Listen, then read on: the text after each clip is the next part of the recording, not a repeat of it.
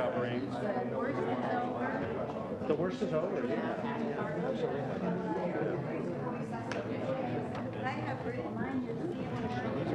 There you go. Bert called and left a message last night because I would have known. Hey, how you doing? When we need Hey. Excuse me, Donna. Donna, we're on the air. We're on the air. Good morning. What an excited crowd. We can't even get them to stay in their seats. Welcome to our the third mutual monthly board meeting, and I have been told that this will be our last meeting at this facility. We should be going back to the community center next month, but stay tuned. There could always be a surprise. We have a quorum, so thank you all of our directors for being here. We will now have the Pledge of Allegiance led by our treasurer and director, Steve Parsons.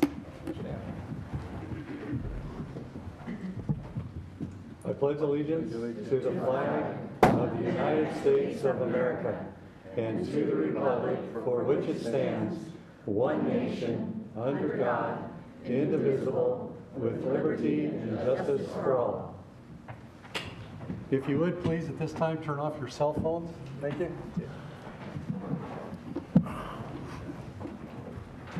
Okay, we have the media present?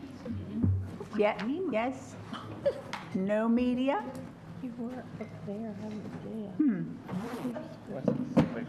Then they'll call and ask me what happened at the board meeting. So then we have to say, could you please watch it on television? But in any case, so there's no media present. Do we have approval of the agenda? I so move. Second? Okay, all those in favor? All right. I'm sorry, I'm a little bit slow to get started. On B, Finance Committee recommendations, should that be under closed session? We don't usually recommend liens against members to be in an open session. You know, they have generally always been on this, and I think that that's something very important that we will note in the future.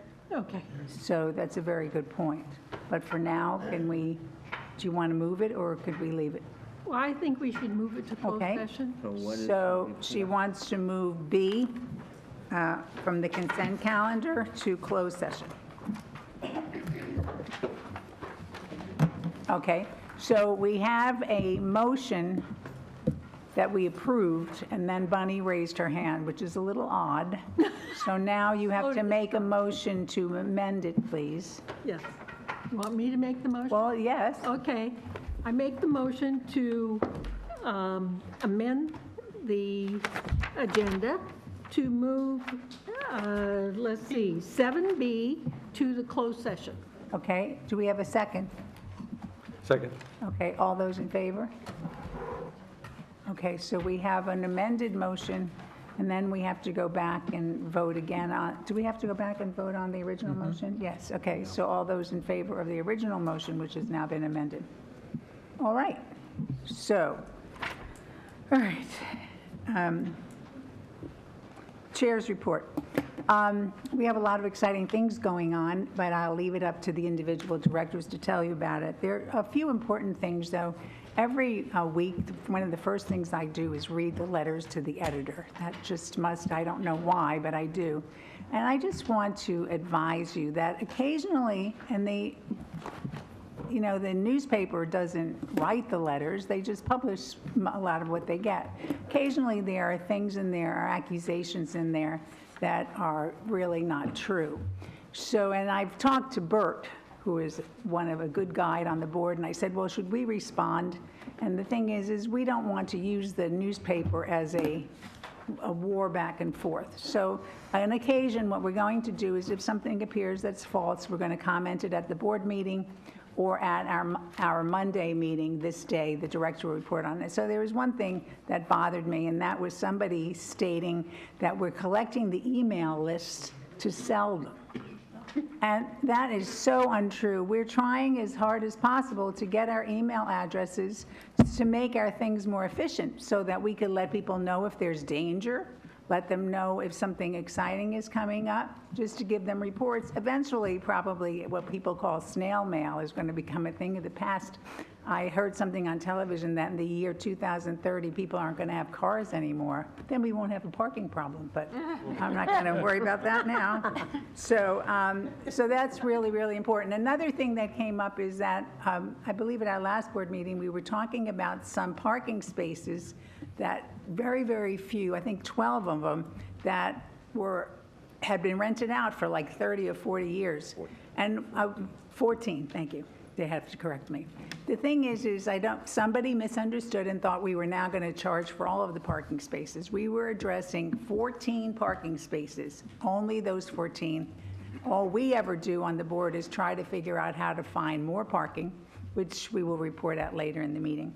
So those are my comments. What I do have now is something really very, very good that's happened in the community having to do with safety and security. And I'm going to ask our security director, Tim Moy, to speak. Well, thank you, President De Lorenzo. Honorable board members, I appreciate the opportunity to speak in front of you today and to recognize some outstanding work by 2 residents and our security personnel as well.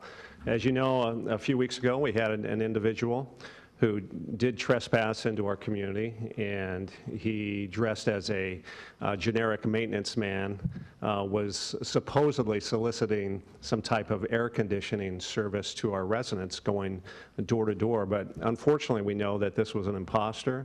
He was a swindler. He was a burglar. And thankfully, we had 2 very alert residents on the date in question, which was April 29th, immediately notify our security dispatch of this suspicious type of behavior. And we've really been pushing this, and we appreciate the support of the boards as well. This whole see something, say something. When something looks suspicious, please give us a call, and we will respond. And that's exactly what these 2 residents did. And on April 29th, Sharon Scott received a knock on her door. And this individual, dressed in a maintenance uniform, asking to give that type of service. She didn't buy it. No, thank you, immediately shut the door, and then contacted security. As security division, we couldn't ask anything more of one of our residents to do that, to take that next step, to notify security. Security responded. We were lucky enough, well, actually, during that time, he then went to the next next manor, and knocked on the door and approached a woman who answered by the name of Anita Ghosh, and tried the same gimmick with her as well. And what this individual was trying to do was to gain access, and then once out of the view of the resident, he would begin to look for anything that's within hand's reach, any valuables, and then, of course, steal them. She did not allow him in the residence either, shut the door, and Miss Anita Ghosh immediately notified security as well. The key for us on this is a quick response and a presence by security within a timely manner so that we can identify this individual, detain him, get the sheriffs en route. Our security personnel did an outstanding job that day. They did have a quick response. 2 of our officers, Security Patrol Officer Gary Chase and our supervisor, Dury Cords, were on scene within just a few minutes. That presence is important, a uniform presence to deter any type of criminal activity. Both of them made contact with the individual, and during the conversation with them, one of our supervisors, Dury Cords, immediately recognized the individual as a suspect that the sheriff was looking into in regards to previous thefts that had taken place both inside and outside our community. Additional backups were called. I believe we had Traffic Specialist Brandon Smith. We had another supervisor, Watch Commander Danny Mayer. They were on scene. Now we have 4 security personnel keeping an eye on this individual with the sheriff en route. And sometimes we recognize that it takes a few minutes for the sheriff to respond, depending on where they're at. And that's one of the benefits of having security within the community. the individual started to get a little flaky and realized, you know what, I really don't want to be here, and decide to leave. And I think that's where it's important for our folks to know the law and what they can and cannot do. And our security personnel, they are unarmed. They were dealing with a felon, someone who was intending to enter residences with the purpose of committing grand theft, petty theft, or any felony. That is a residential burglary, punishable by imprisonment in the county jail or in prison. So these people are courageous. They contacted, again, he then attempted to leave, and our officer, Dury Cord, said, you know what, I know the law, I'm a former police officer, and I'm going to physically restrain him. And I got to tell you that one of the things that we look at here in the village, and our personnel, our governing agency is the Bureau of Security Investigative Services. And one of the things they ask us to do is observe and report. And they could have just observed and report. But if the organization wants more, and that is GRF and VMS and these boards here, they want more, we can take further action as long as it's within the law and that we're safe. And that's exactly what these men did. They determined, you know what, we're not going to let this guy go. We're going to physically restrain him. They physically restrained a felon until sheriffs arrived on scene. So I couldn't be more proud of our personnel. Again, we appreciate the support. I'd like to read the commendation to you for Sharon Scott, the citizen, because it starts with our citizens here. It starts with the people who are going to make those calls to our dispatch. So whereas on April 29, 2017, a male subject attempted to gain access to homes in Laguna Woods Village by going door to door posing as a maintenance worker, and whereas Mrs. Sharon Scott answered her door and finding the man's story to be suspicious, refused service and immediately called Laguna Woods Village security. And this would be the same for Miss Anita Ghosh. Whereas security officers responded to the scene and made contact with a male subject who also matched the description of an individual currently under investigation by the Orange County Sheriff's Department. Whereas the subject attempted to leave and had to be physically detained by Officer Cords and chased until deputies arrived on scene. Whereas the actions of Mrs. Scott and Miss Ghosh were successful in leading to the arrest of a burglar, along with the actions of Officer Cords and Chase, resulted in the arrest of this individual who was suspected of at least 10 victims, both inside and outside the village. Now, therefore, on this day, May 16, 2017, the Board of Directors of the Third Mutual recognizes, commends, and thanks Sharon Scott, Anita Ghosh, outstanding citizens here in the village, and our security personnel, Officer Gary Chase, and Supervisor 1, Dury Cords. We would like the people to please come up to here so we could take a picture of you and that we could present you, Tim, with our certificate and our awards, okay?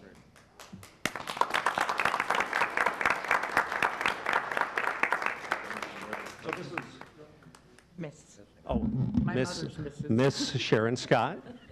Okay, I don't know which is the best way to get it on television, so they're recognized on television, because they're only going to see their backs. So everybody should come over here. Please come over here, and please, everyone. And Where's the other resident? the other resident is unable to make it. She's working, and we couldn't do it that night. So who is this one? And congratulations. And congratulations to you and to you. Thank you. And wait, hold on.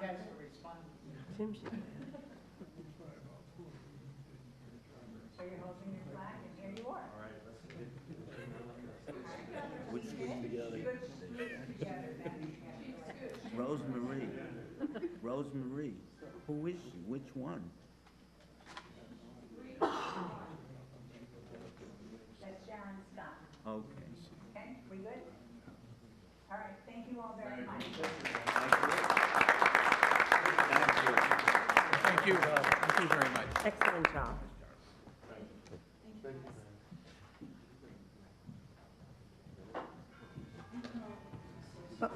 Somebody has their phone on. It's not mine. Huh? Okay. In any case, we're very thankful for you, to you, Chief. You do a great job here. Thank you. Okay, so now we need a motion to approve the minutes. I so move. Second? I second. All those in favor? Okay, so now we can move over to the consent calendar. All items on the consent calendar are considered routine, and they do not have anything outstanding, and as you all know, we moved 7B to the closed meeting. Do we have a motion to approve? I'll move that. So moved. Second? Okay, all those in favor? Okay, so now we have our update from our wonderful VMS person, Donna Dwalaby. Good morning. Oh, this is nice, a microphone that works. That's good. Well, I've been away for a while, so I'm not real up on what's going on in the village, but I think it's all good because we don't get many complaints anymore. And on May 3rd, I wasn't here for that meeting, but the VMS board attended the quarterly employee recognition program, which was held in Clubhouse 7. This is where outstanding employees were recognized along with new employees and those who've been promoted. The Resident Services Department has been short-staffed and criticized in the past, but with our new Resident Services Director, Chris Spar, on board, they have made much headway. And speaking of our employees and the job they're doing and the better? Okay. Oh, it is, yes. Okay. I can hear myself. Okay, so speaking of our employees, I want to just share some of the wonderful happenings about our employees, and there's many, many more, but we are receiving fewer complaints and more kudos every day. Speaking of our employees, Delphine Maffey is inspiring everyone with her front counter and resident services lobby themes. Staff is also getting a lot of positive feedback from residents on the cookies and water that are provided while they wait. Also appreciated is the comfortable seating and the trained staff at each window, plus a new TV in resident services is making any wait more palatable. Our staff continues to get kudos from residents and board members about the Breeze, our newsletter, saying that every Breeze issue is excellent. People like it, they read it, and they're being kept informed about what's going on in the village. A resident recently called to give kudos to Ruben and Melissa in resident services. She said that they did a fantastic job and are always helpful in explaining things. She was grateful for the level of service provided by both VMS employees. She said she understands we've been going through many changes and is very appreciative of the fact that we still continue to provide great customer service. A regular customer of the Copy Center, and a lot of people don't even know about that Copy Center. It's tucked away, off by itself. They do a huge volume of copying and business for us. And a regular customer of the Copy Center took the time to write in regarding her appreciation of the staff in the Copy Center. They don't often get recognized, but provide a valuable asset to members, clubs, boards, and committees by printing agenda packages. The resident at 85A called in to give kudos to Giovanni in resident services. She called to say how much she appreciated Giovanni's help and that she was very reassuring and attentive.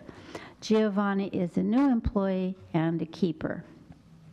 So that's just some tidbits about what's going on in our resident services, and I haven't been there yet because I've been away, but I understand it's been reconfigured and everybody thinks it's just great. And our VMS board continues to work on our strategic initiatives. We talk about that each month when we come here. And that is our goals to provide exemplary customer service, to facilitate efficient communications, to provide a safe community and transparent communications, and to become an employer of choice. So these are our strategic initiatives, and we keep working on them with our department heads. And we have like dates set for completion of tasks toward these ultimate goals. And it's amazing how much has gotten done and will be getting done to see that these initiatives are fulfilled. That's all I have. Thank you very much.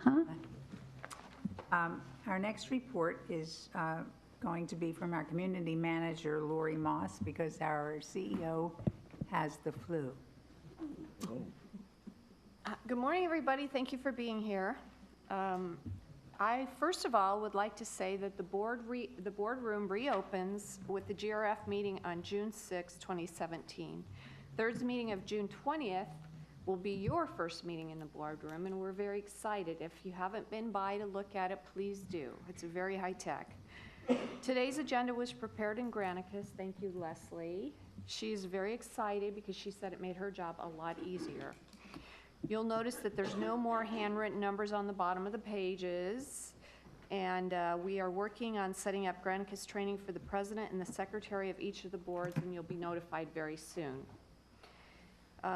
The city is hearing the village's request for a conditional use permit to replace unrepairable barbed wire with shepherd's crook, and that will be this Wednesday at 2 o'clock in this room. The requested permit is for 24 years with a requirement to place 900 feet per year to keep the permit alive.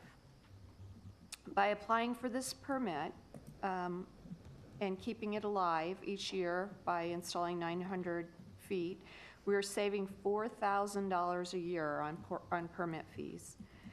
I want to thank everyone who participated in the 9th annual Men's Memorial Golf Tournament on Saturday.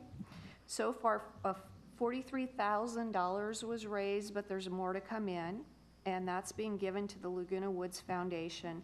Last year, the check was about $19,000, so we more than doubled. And it's because of the residents' generosity. Village Television continues to experience improvements with new programming, new on-air hosts, hopefully you've met Connie, and upgrades to the studio coming very soon. Keep your channel tuned to 6, 6.1, and 406 to see the changes as they occur. There's still time for residents to sign up for the Laguna Hills Half Marathon and 5K on Memorial Day.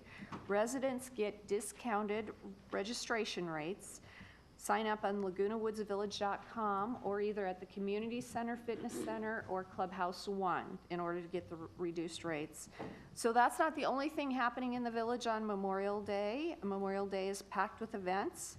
The All-American Boys Choir takes the stage at 1 p.m. at the Performing Arts Center. And prior to that, we are working with Joe Rainey to have a veterans presentation at noon on stage. So please come. If you haven't received your tickets yet, it's a free event, but you still need to go by the box office at the Performing Arts Center and claim your tickets. So we hope to see you there. Also, on May 19th through the 21st, the Theater Guild will present Murder, Mystery, and Merriment. So we're really excited about that show. If you haven't gotten your tickets yet, please stop by and get it for that weekend's performance. We have lots of movies coming up. On Father's Day, we're featuring The Pursuit of Happiness with Will Smith, which is a fabulous movie. If you haven't seen it, please stop by. There's no charge for that movie. And then we're really excited about hosting the Everly Brothers on July 22nd at the Performing Arts Center. So if you don't have your tickets yet, run by and get them, because we think that that show is probably going to sell out. $15 on the floor and $10 in the balcony. And finally, Sunshine Ludi has her performance of the year on July 30th. So get your tickets for that as well. I'm available if anybody has questions. Okay, well, thank you for the entertainment update.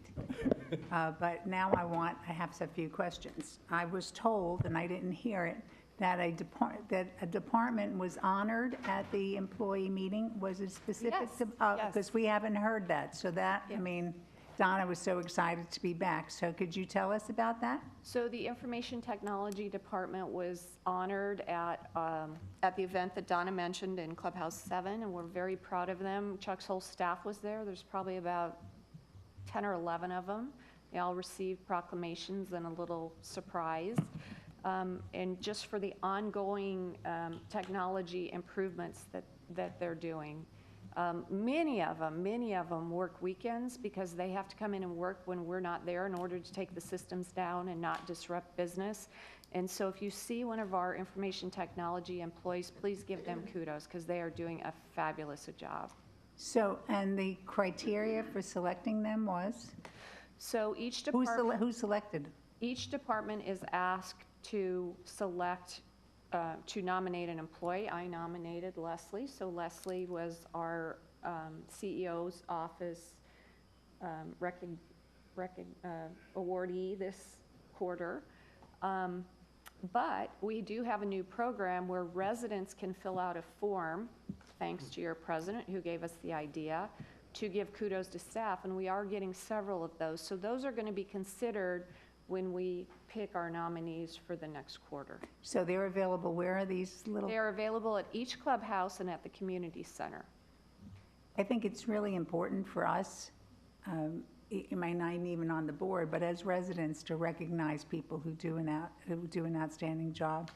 When they go the extra mile, the extra step, whatever it is, it's really important to get them recognized. So I really wanted to push, and I've really pushed Brad, that that the residents and the board get to recognize the employee, not just the department heads, because we see it from a different side. We see it from our needs, which can sometimes be very pressing. Okay, and the last thing is sometimes residents ask, when I send in a letter or I call in, what happens? So I mean, and I don't necessarily mean a letter of compliment. I mean a letter of concern. What happens to that? So what happens when you send a letter into the CEO's office, our assistant, Catherine Laster, will distribute it to the applicable departments. And there's an S on the end of departments because sometimes the letters ask for, maybe they'll have a maintenance issue and they'll have a landscape issue. So they distribute the letter to them. She also will put it in the applicable board members' boxes. And so what we now have in the CEO's office, and we've had it since about January, is we have a log, and all of those letters and the phone calls and the email to the general manager's office are logged daily into this log and updates as they come in. So say you sent in a letter, Catherine sent it out to the applicable departments, the departments responded to her, and the log is kept up. And then we also, particularly when I respond to the general manager's email, when I respond to emails and copy a department head that needs to respond, I make sure that the department head also responds back to the resident, and I like to include them in the email chain so they know exactly what's happening. The other thing that Catherine does as soon as she gets a letter is she'll mail a card back to the resident to let them know that we are working on it and give them information so that they can call for an update. Soon, in July, hopefully about the end of July, we're going to have a system where residents can log into resident services and see how their ticket is running through the system, kind of like you can do anywhere at Sears or other places. So if you have questions, please call the general manager's office or email me at generalmanager@vmsinc.org. Thank you for asking. Yeah, because it's really, I mean, I know from the board level, sometimes we'll get a copy of the letter, and I know a lot of us go back to Catherine and say, could you tell us exactly what happened to this? So it's very important if you take if something bothers you, if you take the time to send something in, we do follow up on it, all of us do. So it's really important. So thank you very much, Lori. So the next part is number 10 on the agenda, Third Mutual Resident Comments and Public Forum. Please note that you are allocated 3 minutes each, and Bill is going to be our timekeeper I will hit that when they get up there. Yeah. when they get up. When it ends, okay. I don't know if the alarm rings up. And could you please give your name and your manor number? Yeah, my name is Tom Nolan. I'm at 2289 Unit O in the Wedding Cake area, gates 5 and 6. I'm just here. I had appeared before the board about 6 months ago when Jim Mattson was the president, and was inquiring as to what we can do about the parking once again. And I understand that by some information that a survey or a report has been done. And so what I wanted now was to be able to see if I could view it, or if I could talk with someone about the particular situation that I had come to the board about, to see what plans were in the future and what the timing of those plans were. Okay, we don't usually generally answer when a person comes up. We'll usually have the person involved in the committee answer you when we're finished with the comments, but thank you very much. Okay, and just one further. I had made a phone call 2 weeks ago to Bert Muldau, Bert Baum, and James Tung, hoping to get it answered through that venue. For whatever reason, I never got a call back. So this morning I sent an email, but of course you didn't get that. Well, you know, it's interesting because somebody else who lived in the Wedding Cake area sent me an email, Oh, and I got back to him immediately. But then I had to forward it to John, because John Frankel chairs the parking committee. So they'll be able to give you more information when we're finished with the questions and answers. so do I wait, or do Yeah, I? please, it won't be long. I Okay. don't see a long line Thank you. behind you. All right, thank you. Can I be next? Absolutely. You got a Thank name? you. My name is Esther Frank, and I'm at 2225 Unit D, like in David, in the lovely village. I see that a lot of people here are for the parking situation. I am out of gate 6. If you go in, the immediate right turn is 212. It is a zoo there. I have pictures showing that it is so blocked up, one cannot even get into the carport. And you move Come closer to the microphone, Oh, please. okay. Thank you. One can't get into the carport. I have taken pictures for those who are interested. I have left little notes stating, please, can you move your car? I can't even get into my carport. What I'm asking is, I doubt if you can put any red zones or white zones or anything like that. Since we are so limited, I'm finding out right now through you that it's so limited with parking spaces. I was wondering if Golden Rain or the powers that be state that if you move to the village, it's one person, one car, or is it one person, two cars? Around me, I have people that have 2 cars and a golf cart. If you come into my cul-de-sac, there is no visitor parking because all of the extra cars are taken up with visitors. It is extremely difficult. And when I called in to find out where I could go for information and maybe resolution, they went ahead and said, you got to go to the Third Mutual meeting. So I'm here, and if anybody can help me, fine. If not, Well, what can I say? we will, when we're finished with all the residents, we will respond to you. Okay, Thank you very much. all right. Fire on it, yeah. Hi, Kitty Platt, 3249B, and I'm a Third Mutual resident, and I work as a realtor. So I ran into a board member, and I asked whether the board was aware of the multiple problems that have been going on with getting board approval or denial, and he responded that no, that board members act really quickly when they get the completed package in either approving or denying it, and that he wasn't aware of that, but to come to the third mutual meeting and talk about it. So I'm here, and I've organized my thoughts here, but basically buyers and sellers are frequently facing long delays in getting either approval or denial. So when an offer is accepted, people decide on a price and sign a contract. It goes into escrow, a property goes into escrow, and most of the contingencies, I'm kind of maybe losing my train of thought, I'm not following my notes here, but anyway, when an escrow opens, most of the contingencies for sale are based on disclosures, and the contracts default to 17 or 21 days where people can cancel and not put their deposit at risk. But in Laguna Woods Village, we commonly don't release the board approval because you don't get a board approval or denial until days before the close of escrow date, and sometimes after the close of escrow date. So more and more frequently, it's been really long periods of time. Can you hear me all right? Yes, we can.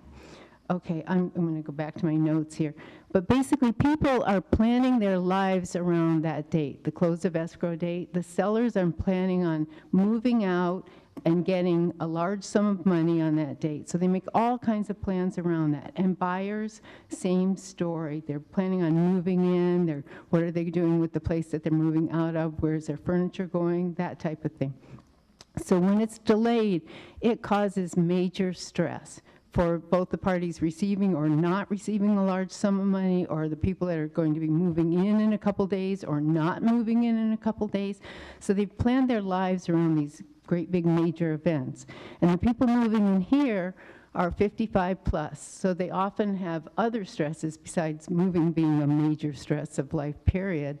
They have health issues and things that are exacerbated by more stress, and not knowing and not deciding until days before, or even lately there are lots of cases of days after to weeks after the close of escrow date. So if the board is not aware, they only see the package that comes before them when it comes, and they're not aware of when the close of escrow date happened, they're wasting buyers' times, sellers' times who are buyer's time, seller time, real estate agent, escrow agents, loan officers, everyone involved in a transaction wasting tons of time and not knowing until the last second. And we didn't even do it on purpose. But we will respond to you when we're finished. More, So, but I okay. don't have time for. Thank you. Name and manor number, please. Leonard Scheitman, 5346 A. I just wanted to clarify the status of my variance. On January 30th, 3.5 months ago, I applied. It was a two-part request. On March 23, I got a letter approving Part 1 with a limitation on Part 2. I appealed, and on April 6th, the Architectural Committee voted a compromise to approve what I was asking for in part on Part 2. So I'm trying to figure out, I know there is, I understood that there's going to be something that's being considered to change, but there'd be grandfathering. So I don't know my status. I haven't got a second letter. I got a first letter back in March saying Part 1 is okay and putting a limitation on Part 2.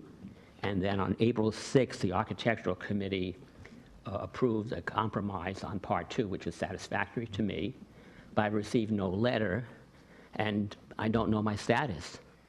And I'm sure that we will be answering you as soon as answer all the residents. We have your name and manor number? Leonard Scheitman, SCHAITMAN, 5346 Bahia Blanca West, Unit A, like Apple. Okay, thank you. Thank you.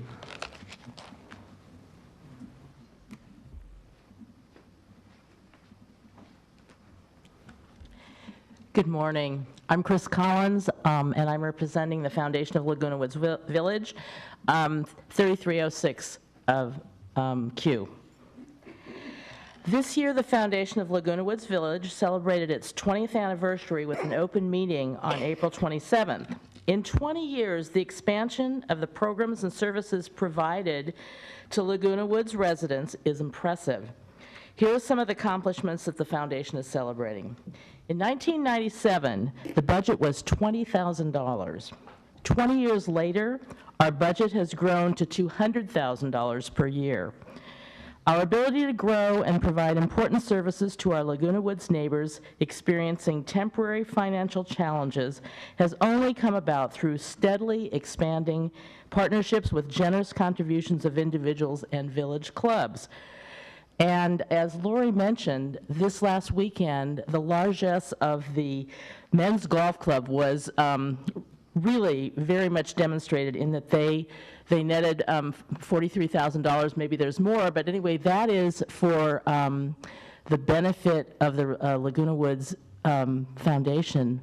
And it's something that is really quite noteworthy because that within the walls of this community, residents are really digging deep to be really generous to others, to our neighbors. So we are deeply grateful for all of these things. Several noteworthy program expansions this year include, for one, in addition to the Meals on Wheels program for Laguna Woods residents, the foundation now provides what they call food insecure weekend and holiday meals to qualified residents. This program represents an additional disbursement of $25,000 per year, and this is in addition to our yearly contribution to Meals on Wheels for $84,000. The foundation provided Alzheimer's Orange County a $30,000 startup grant to establish Dementia Alzheimer's Respite Program for Laguna Woods residents. This new drop-off R&R respite program at the South County Adult Daycare Services provides peace of mind for family caregivers knowing that their loved ones will be supervised and taken care of at a safe and caring place. Chris? Yes. Time's almost up. Oh, and in addition to this grant, the foundation also provides scholarships. So in closing, I'm here to really express our gratefulness and thank you for everything. It was very interesting. I attended the golf dinner Saturday evening, and not only was it the generation of the community, which was outstanding, but we had quite a number of people who do business with us. For example, the people who did our solar installation were there, and they were sponsors. I don't know the money part because we were guests, but a lot of our even some of our contractors that we use, and we don't solicit them because we can't, but they were there, and they also sponsored the event, so it was great. So it was the community and quite a number of people who provide to the community, which helped them to raise that money, and that's a great amount of money, what will be their goal for next year, and a good crowd at the dinner too. So thank you very much. Thank you. Okay. Oh, we have someone else. You were waiting till the end. Yes, one more. Hopefully you'll understand my situation. My name is Patty Cohen. I am the owner of Patio Masters. I am representing my clients, Mr. and Mrs. Liu, at 3071 Unit C, Via Serena. We entered into a contract with them in December of last year. It was proposed to build a patio enclosure, which we finished. We are now constructing the final phase of our atrium enclosure, which there are over 4,000 atrium enclosures in here, done by many, many contractors for the last 35 years. We are having a little bit of a problem. You may be already aware of it. Security has been out there several times. Mr. and Mrs. Liu have been being harassed by 3 different residents that are attached to their unit, 3 men who consistently are harassing these people. If I go out there, they make faces at me. I do not even talk to them.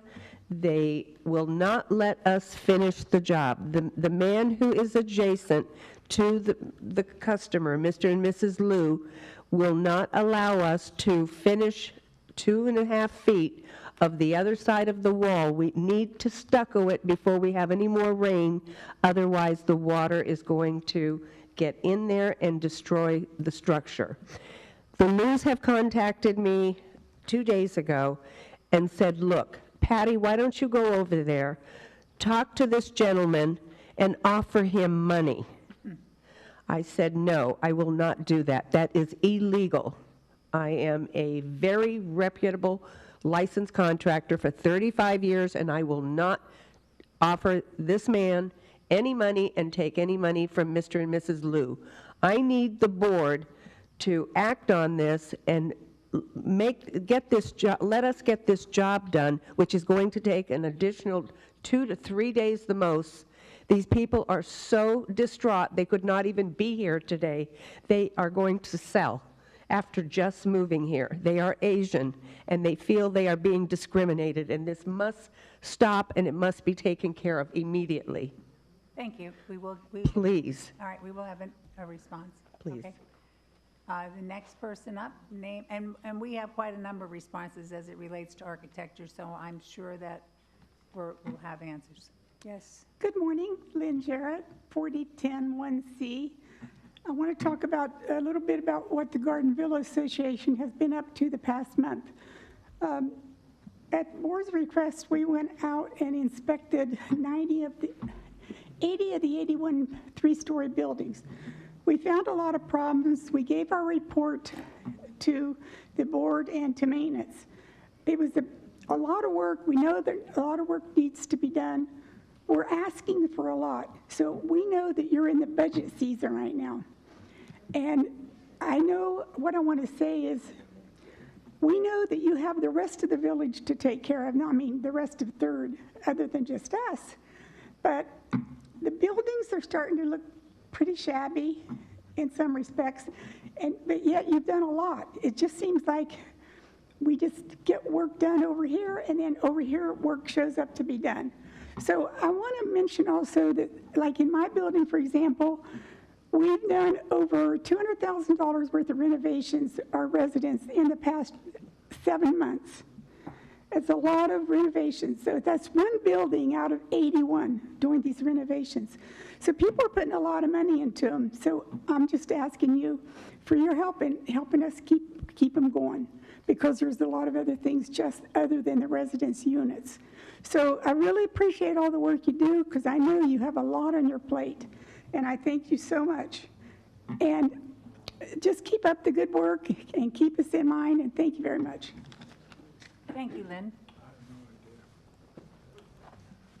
My wife was just up here, Patty Cohen. Name and manner. Norman Cohen. I represent 3701 Mr. and Mrs. Liu. One thing that she did not mention, the area that we have to go and repair, finish that on the job, is common area.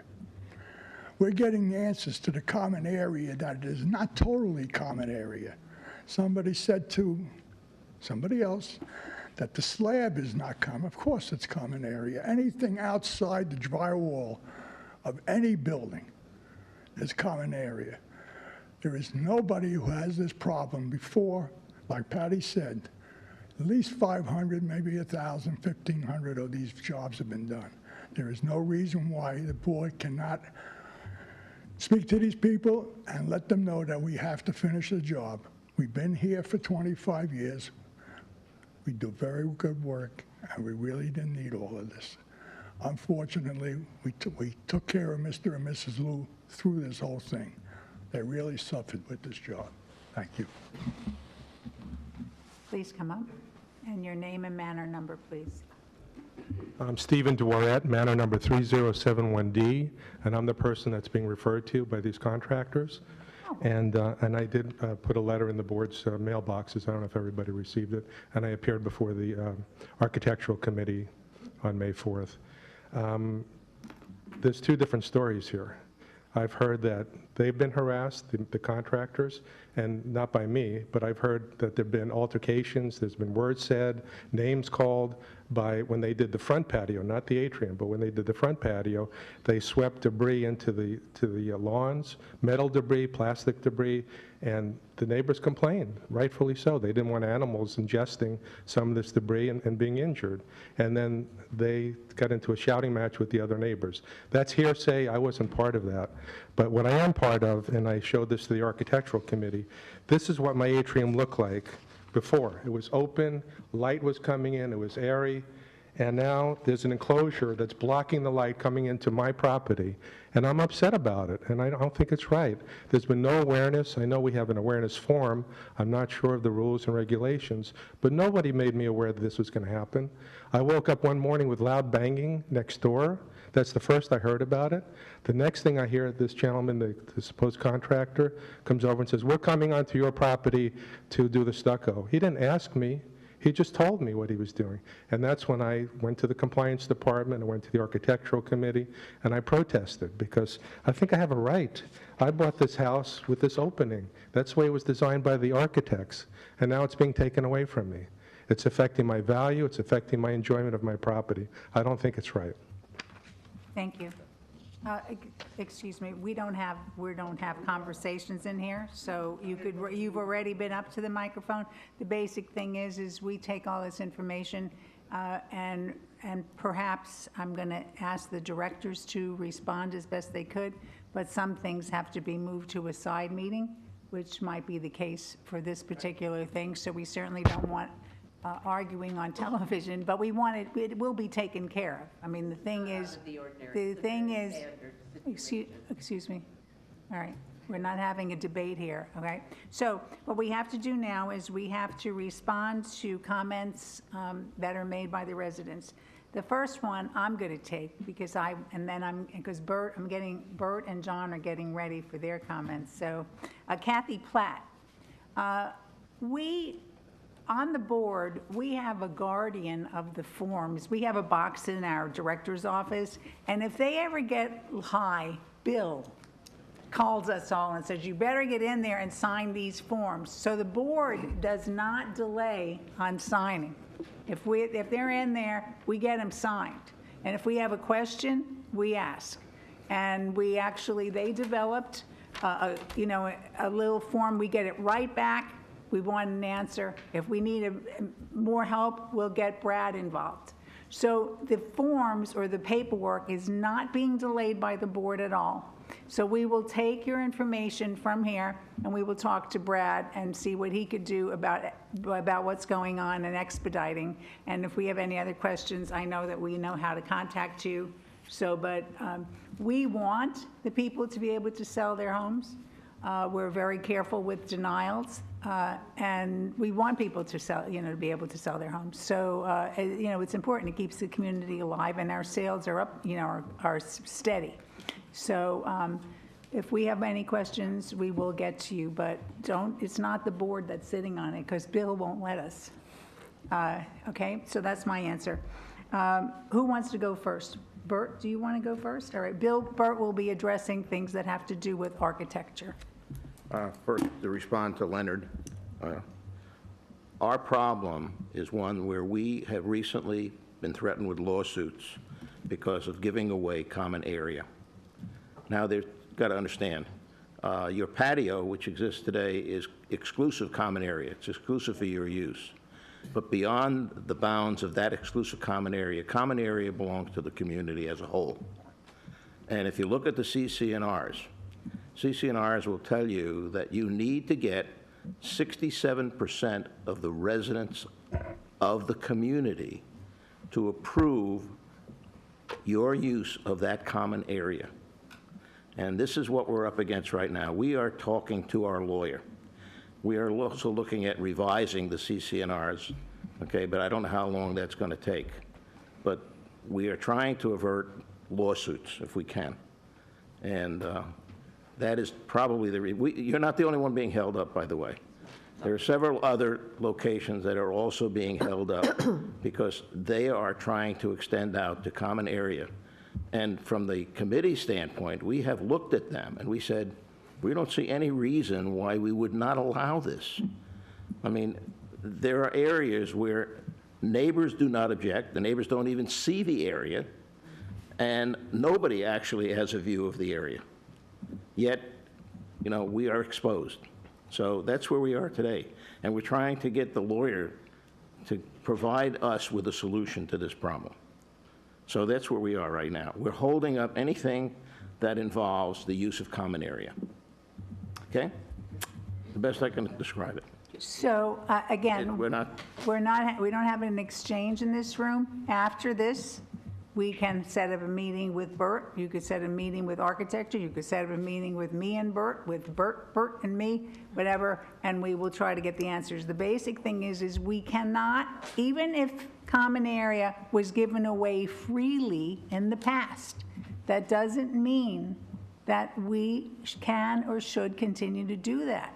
The thing is that we have a responsibility to the community.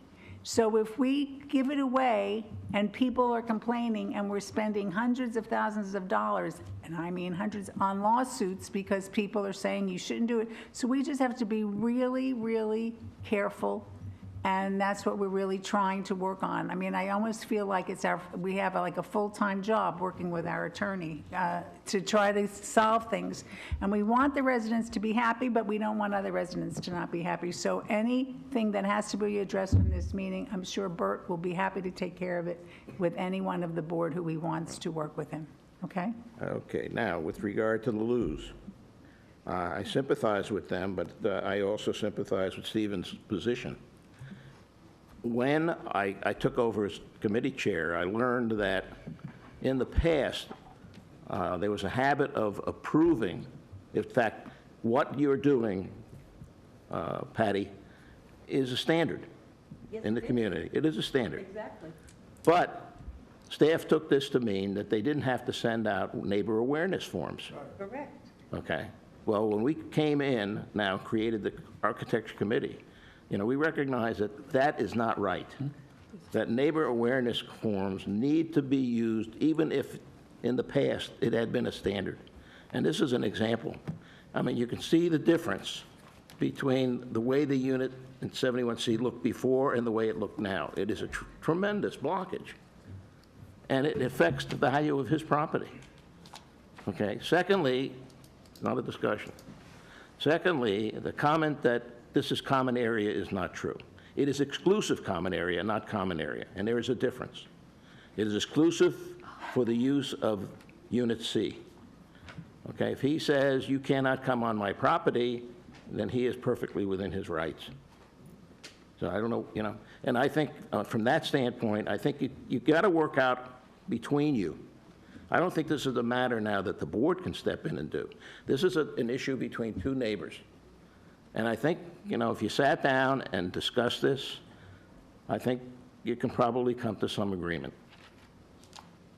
Well, we don't need to go. Okay, no, we're not having a conversation. I mean, so. And by the way, it's not unusual. I understand that in the past that where things like this had occurred, there was compensation given to a neighbor when that happened. Okay.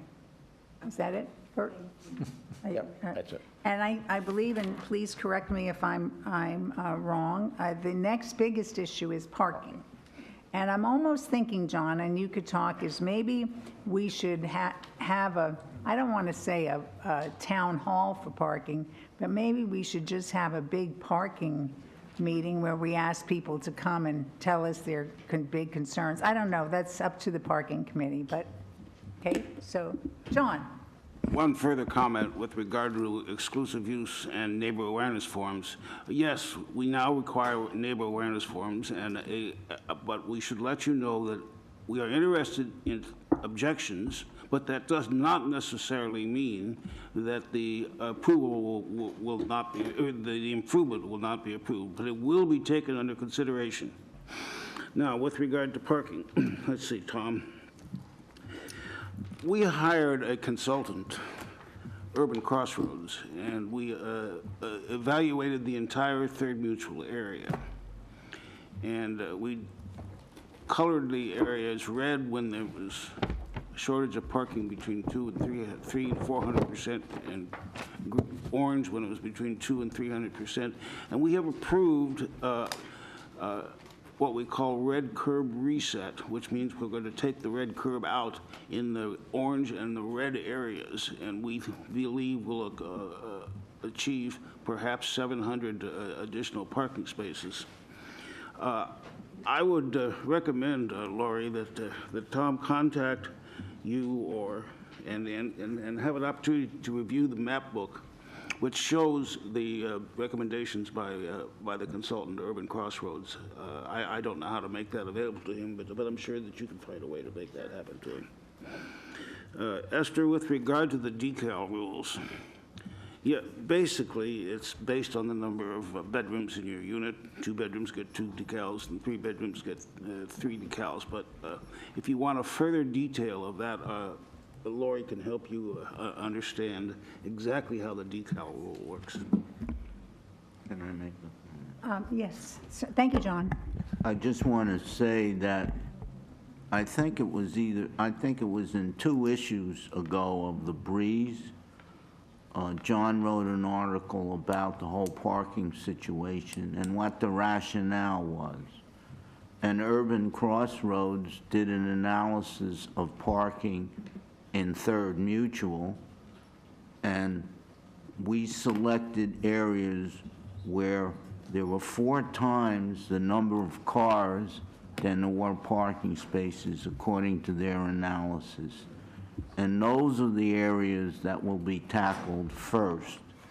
And if you look at the Breeze, and I think it was 2 issues ago, there's actually a list of the cul-de-sacs that will be looked at. So we are working very actively to help resolve this problem. And we realize it is a problem, and we need your cooperation and your patience. And I would like to add to that we had identified, because everybody thinks the biggest problem area is where I live. That is it, where my block, well, actually, my block isn't bad, but the next block is bad.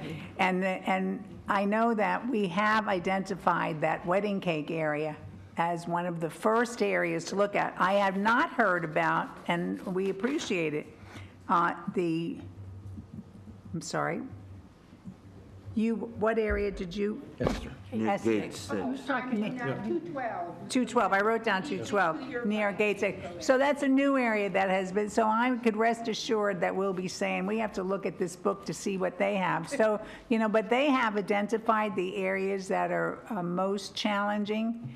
We did not want to, and we could say this, want to go and change our rules as to how many RFDs or how many cars and how many golf carts you could have per unit, because we thought that let's see how much we can do by removing the red line and by trying to address the greatest problem areas, and then see what we have, then see what to do next. So we haven't gotten there. We wanted to take this in logical steps. That's what we were trying to do.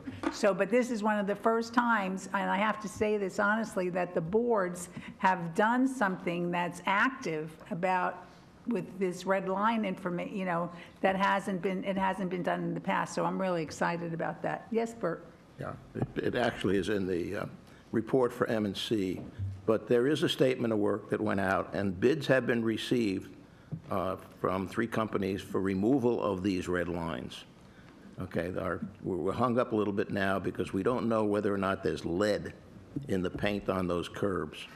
And so some of these will be tested, and we'll be selecting, I think, this afternoon. We're working This afternoon, I think. We're working on it this afternoon. We will be selecting a vendor, and work will begin. So if for any reason you see anybody out there painting red lines, call us right away. Because I saw somebody, what do you mean painting red lines? We're supposed to be removing them. Then you could paint the ones that are there. So our chief of maintenance said, move all of those people over to GRF and let them paint there, but not in there, because we're trying to really take care of it. But they will be painting white Okay, we're painting white numbers on some of the Right, curbs. Right. Okay, so, all right, so we are now finished with the resident comments and we. I have a Oh, comment. wait, I'm sorry. I'm going to open up a can of worms here with Lynn. Lynn, you brought us a lot of issues, and this board has tried to suppress increase in assessments, and we're caught between a rock and a hard place, and people here don't want their assessments, and I live here, I don't want my assessments to go up, but you highlighted that this community at 52 years old has got a lot of issues that it's got to deal with, and we can't keep suppressing assessment increases. We've done it for the last 2 to 3 years, and it's just, it's coming. So I'm sorry about that, but you also want your buildings to look nice, and you want things corrected that are part of the infrastructure, and it comes at a cost. Thank you. Okay, so we are now done with the resident comments and the director responses. So we are going to move to number 12, which is unfinished business. And Bert, do you want to do that? Yeah. Okay, so the first one is, we were on 30-day notice for a motion to approve a water heater element replacement. Yeah. Whereas on October 20th, 2015, the Board of Directors adopted Resolution 0315156, which reestablished the delivery of non-emergency chargeable services and approved the schedule for non-emergency maintenance chargeable services.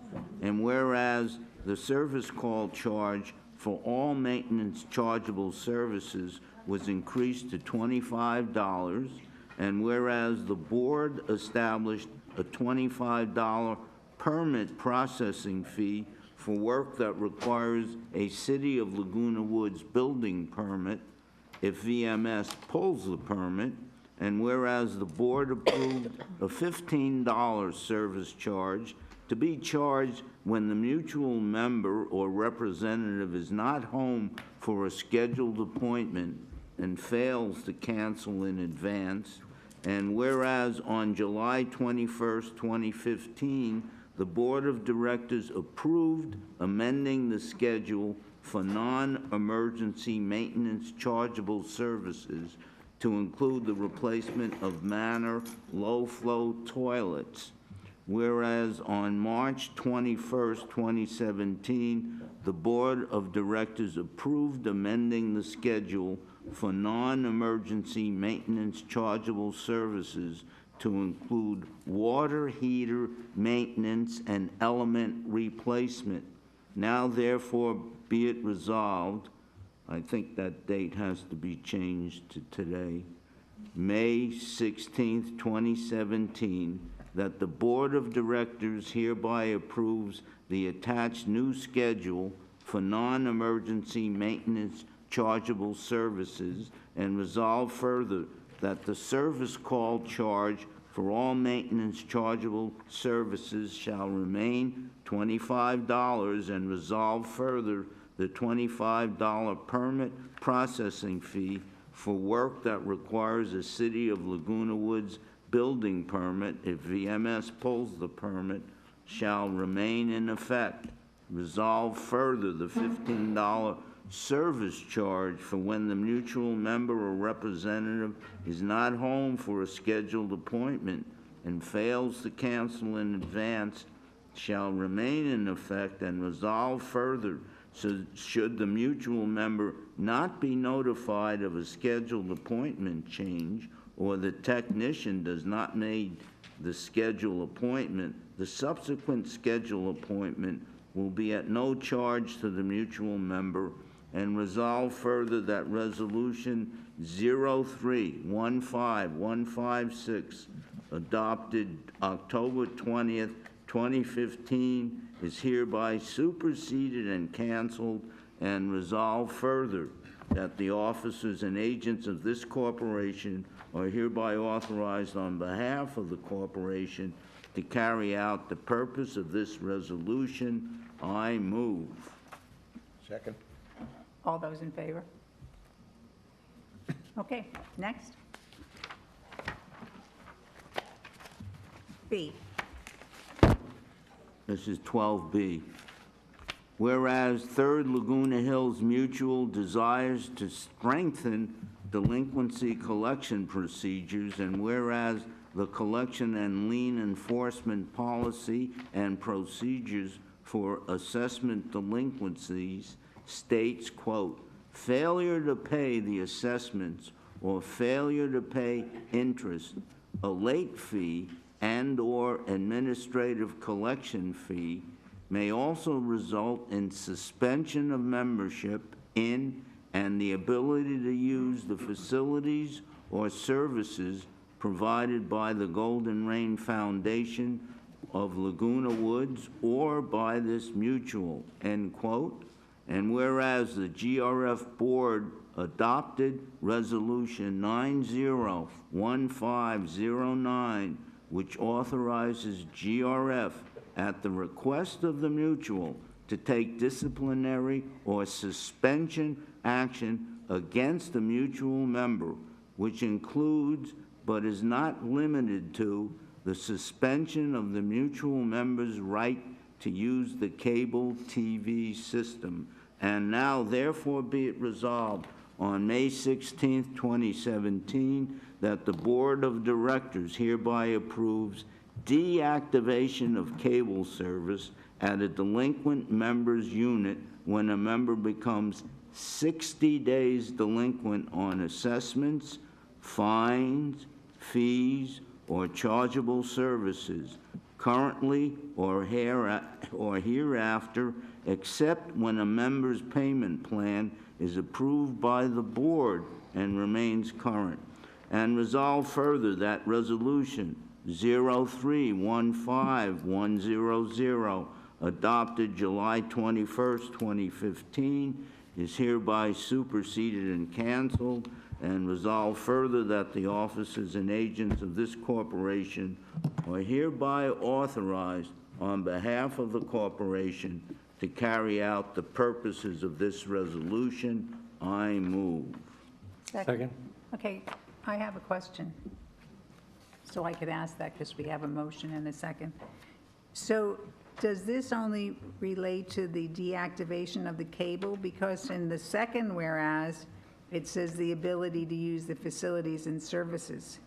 Well, I think it just is on deactivation, and the real change is that it used to be 75 days. So it's 60 days. 60 days. So it, that's does it the major it change. refers to everything? No, I think it just refers to cable deactivation. Lori, is there a clarification on this? Because why would we be changing? Because if it used to relate to everything. Well, but if you look at now therefore be it resolved, the fourth paragraph, that's the important crux of this. It says it hereby approves deactivation of cable service. Right, but I'm asking about the other things that are not, should that? Well, that would be another resolution. Yeah. If you look at the resolution, the first two lines, revision to deactivate Okay, so then we have to. cable service, so that's. Right, so therefore you should have another resolution, not now, but we should be putting together another resolution that has to do with all of the other things that were discussed. So this one relates to this, but we have to please remember to do that. That's, all right? And we can't have enough resolutions. Oh, yeah, I go for $1 million. I have a question. I think I saw some recommendations from our lawyer about rewording some of this, putting more wording in, and working with GRF on their resolution. Correct. So I assume we're going to come back and visit this resolution in a short period of time. Yeah. Correct. Is that right? Yes. Do we want to go ahead and do this now? Yes. This is different. Okay, this is different. The primary scope of that resolution was to, right now, if somebody is late, et cetera, and we determine at our hearings that they they should be losing, then they have to go appear at GRF again and go through the whole routine again. Okay. So our new plan has that step removed, which has to do with the attorney. Okay. So we are going to review how we work this with GRF this afternoon at closed session, because that's the boards working together. But you're also going to come up with a resolution that covers all of the different aspects of this. This one was just a change from 75 to 60 days. 60 days. Right, but it would Okay. seem that we should be covering all of it, so if we Okay, could I'll do work that. with Burt Ball. Yeah, excellent. So, okay, so we had our motion, we seconded it, and we had some discussion. Any other discussion? No? All right, all those in favor? All right, thank you. We need to, we're up to 12C. 12C, thank you. You're welcome. Whereas in accordance with California Civil Code, the Third Laguna Hills Mutual maintains a collection and lien enforcement policy that outlines the procedures, policies, and practices employed by Third Laguna Hills Mutual in enforcing lien rights or other legal remedies for default in payment of assessments. And whereas the mutual would like to formalize certain practices and procedures used for the collection of non-assessment delinquencies such as fines, fees, and chargeable services pursuant to the governing documents and current law.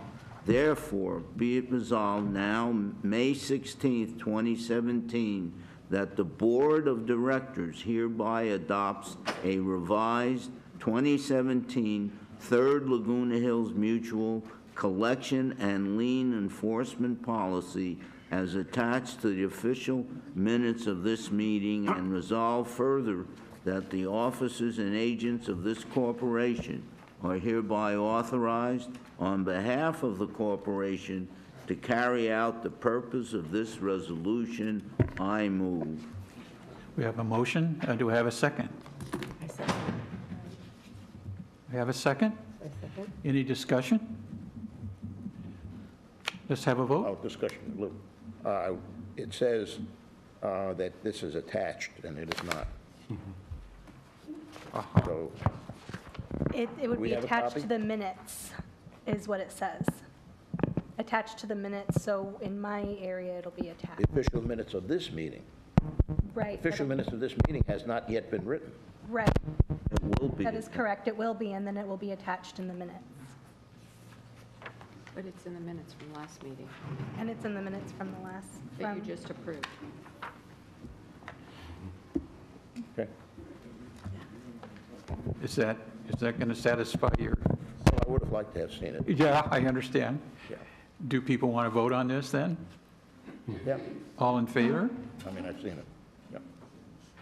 This is the 30-day notice, so it originally appeared when it first came before the board last month. Okay.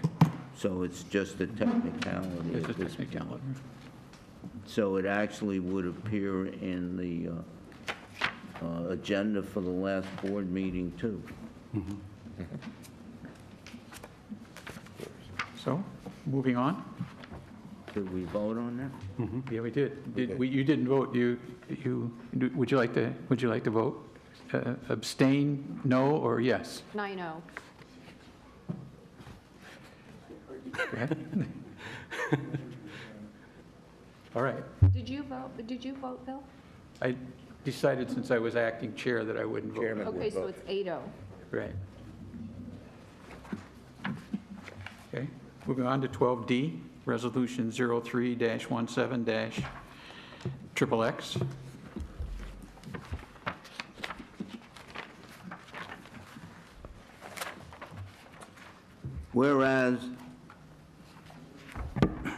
Whereas the mutual currently does not have a program to address and fund curb cut requests and is not required to conform to ADA compliance standards, and whereas the mutual will review each request to determine if the need exists to allow a curb cut on sidewalks within the mutual. Now, therefore be it resolved, May 16th, 2017, the Board of Directors of this corporation hereby approves 2 curb cut requests from cul-de-sac 345 and cul-de-sac 351 to be funded from a supplemental appropriation in the amount of $62,500, and resolve further, 9 curb cuts will be created to produce an ADA-compliant path from cul-de-sac 345 to Clubhouse 5, and resolve further, 1 curb cut will be created at cul-de-sac 351 for Manor 3482A, and resolve further, this request will be presented to GRF with a request to reimburse Third Mutual for half of the curb cut costs for these 2 requests, and resolve further that the officers and agents of this corporation are hereby authorized on behalf of the corporation to carry out the purpose of this resolution. I move. Second? Second. All those in favor? John, are you in favor? No, I see an error in here, but it's, Okay, well, I shouldn't have took the vote. Is it a minor editorial correction that's needed, or is there a big error, which means that we have to amend the motion? it says we're gonna do 1 curb cut from 351. And over in the explanation here, it's gonna do the curbs from 351 to 345. Well, okay, perhaps I'm misunderstanding it. Okay, so you're okay? All right, so do you want to vote? Yes, I'll vote, yes. All right, so can we take the vote again? All those in favor? All right. All right, Bunny raised her hand, right? I have a question. Oh.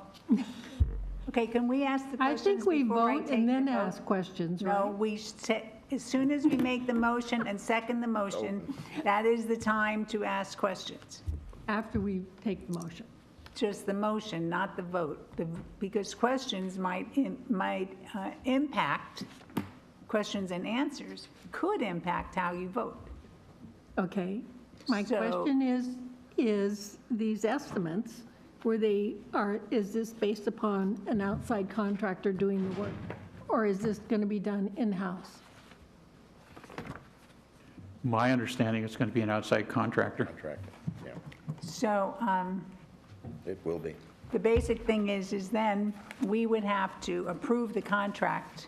So we're basically saying we should go ahead and fund it. In that we want to do this. In technicality, we should be approving this at closed session, the contracts. So we have, yes? There's one difference here, is we're asking GRF to pay half. So it's contingent on that too. Yes. Correct? Right. Right, but then once GRF says that they will agree to pay half, then we would have staff go out to bid, and then they would present that to us in closed session to approve Correct. the funding. Well, the thing is you would want to get the pricing no matter what. Right. So we have to work out the technicalities. Right. And make sure that we put that as an item As a to, contingency, yes. right, well, as an item to make sure that we discuss with M&C. All right? So we voted, and it was a question that was a little bit, didn't impact our vote, so. I would want to point out one other thing. We're estimating the curb cut of $5,000. I think people in the mutual should be aware of that. Putting a curb cut in is not really cheap. So it's, if everybody wanted a curb cut, your assessments would probably be doubled. So we have not to get that. consider that too. Okay, so we have, you have a question on this motion, that this thing that has already passed? I do agree with Director Frankel that there is a Scribner in the resolution that needs to be corrected. And what is that? So where it says, "Now therefore be it resolved, May 16th, the Board of Directors of this corporation hereby approves 2 curb cuts." It's actually 10 curb cuts. It says 2 curb cut requests. request. The word request is there. Okay. And then between CSD 345 and CSD 351, it should be 2 instead of "and." For the adjoining? No. No. Actually, it's 9. Okay. Because the endorsement says 2. Well, we should do a better job of proofreading these before they get onto the agenda. So basically, what we're saying is that the resolution that is here is not correct, and we voted on it. So, We can amend. We can amend. not after it's really voted on. It's just a editorial thing, so I don't think that affects the resolution. Correct? That's fine, yeah. Well, we should probably then do a motion to correct the wording. It's in it, just so that I don't, so we should just have a motion to correct the wording, which does not impact its content, but Right. just to have the wording, okay? So Correct. can somebody do that? We have a grammarian. I make a motion that we correct the wording in this resolution. To, what is the wording corrected to? My recommendation is that it says, "Now therefore be it resolved, May 16, 2017, that the Board of Directors of this corporation hereby approves 2 curb cut requests for a total of 10 cuts from CSD 345 to CDS 351. Okay, so this motion is just to clarify the documentation? Yes. Okay. All right, so we have a motion. Do we have a second? All right, all those in favor of the clarification of the documentation motion? Yes? Okay. Bert, did you raise your hand? Okay. All right, thank you. Okay. All right, so the next item on the agenda is the motion to approve painting costs associated with moisture intrusion, and this has to be postponed to June. That's exciting, Bert. You want to tell us about that? Bert or Bert? I don't care. I'll tell you about Bert. Okay.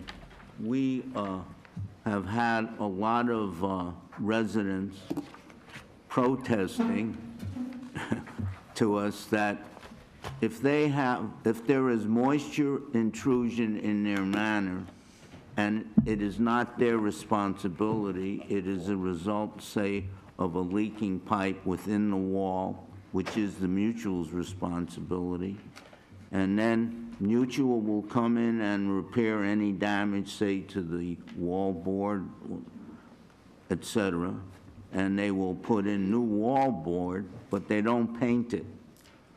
So we've had a lot of residents complaining, why isn't this painted?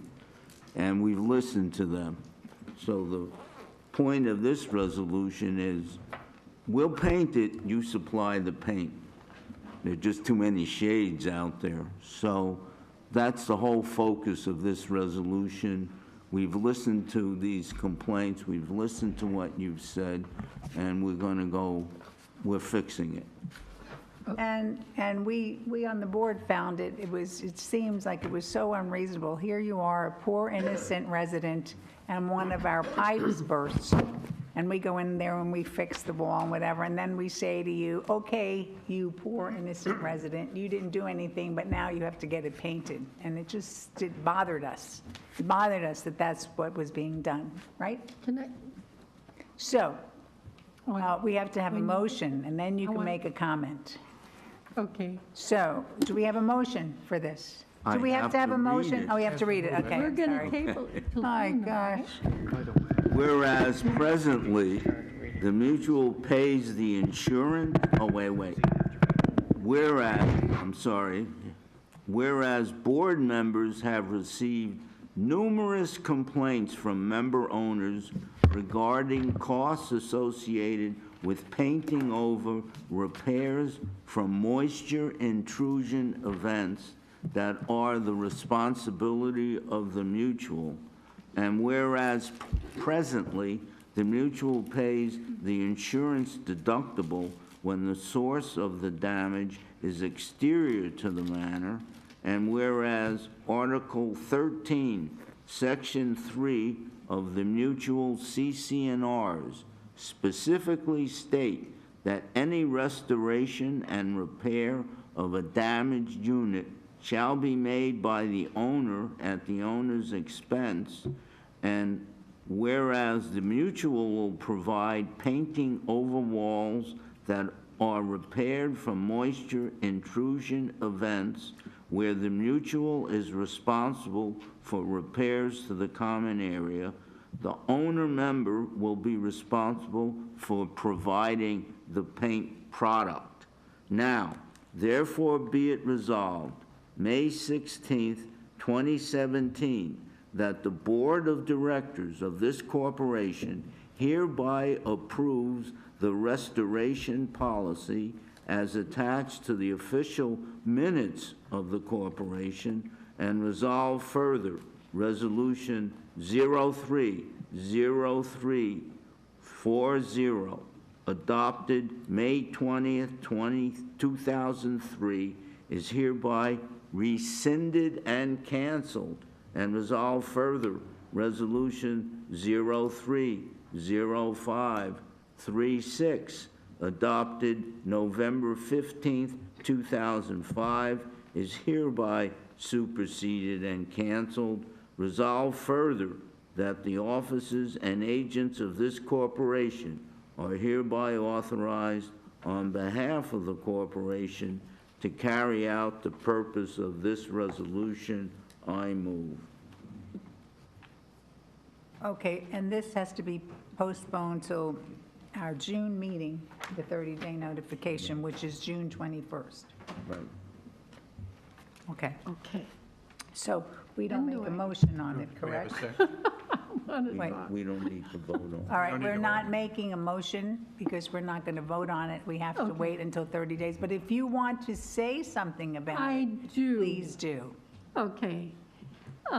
Because I was reading thoroughly about, the damage list on here, and I think that this needs to be looked at and that we readdress it, and especially where it comes to where it says mainline stoppage within building, that is the owner's responsibility, because it may not be, say like, for instance, I live in a 16-unit building, and the mainline stoppage, is because you have some, and we just experienced this. My neighbor, it flooded 3 times, and she was not the cause of the leakage. And what they found out with the flooding was based upon the main line, okay, and it was goes down, stops at her unit, and so it's not the cause of any of the residents. Right. And she shouldn't have to pay for it. Correct. So that's what I want to make sure, that it's very clear that if it's the mutuals, whose responsibility is it to pay for this? You're talking about mainline stoppage? Mainline stoppage. It says within the building. If you live in a 3-story building and you are throwing all kinds of stuff down your garbage disposal. Well, that's what you're saying, if it's the resident's fault. Yeah. But if it's not the resident's fault. Correct. Yeah, so there should, if Needs it's to be clarified. external, obviously it's not the resident's fault. Yeah. So Okay. I just wanted to bring that up. Thank you. Okay. Yes, Bert? I just think it's a good idea to alert people who are painting their unit to be sure that they save some paint, okay? And when you put it into a can or a jar or something else, turn it upside down, okay, so that the paint basically seals where the air can get in. Otherwise, you get a skim on the top of your paint, and the paint has to be filtered. Should you put, don't make fun of me now. Should you put a date on it? I mean, does paint become not good after a Yeah, certain period of but time? you'll see it. Well, Well, that's if the wall perhaps- fades.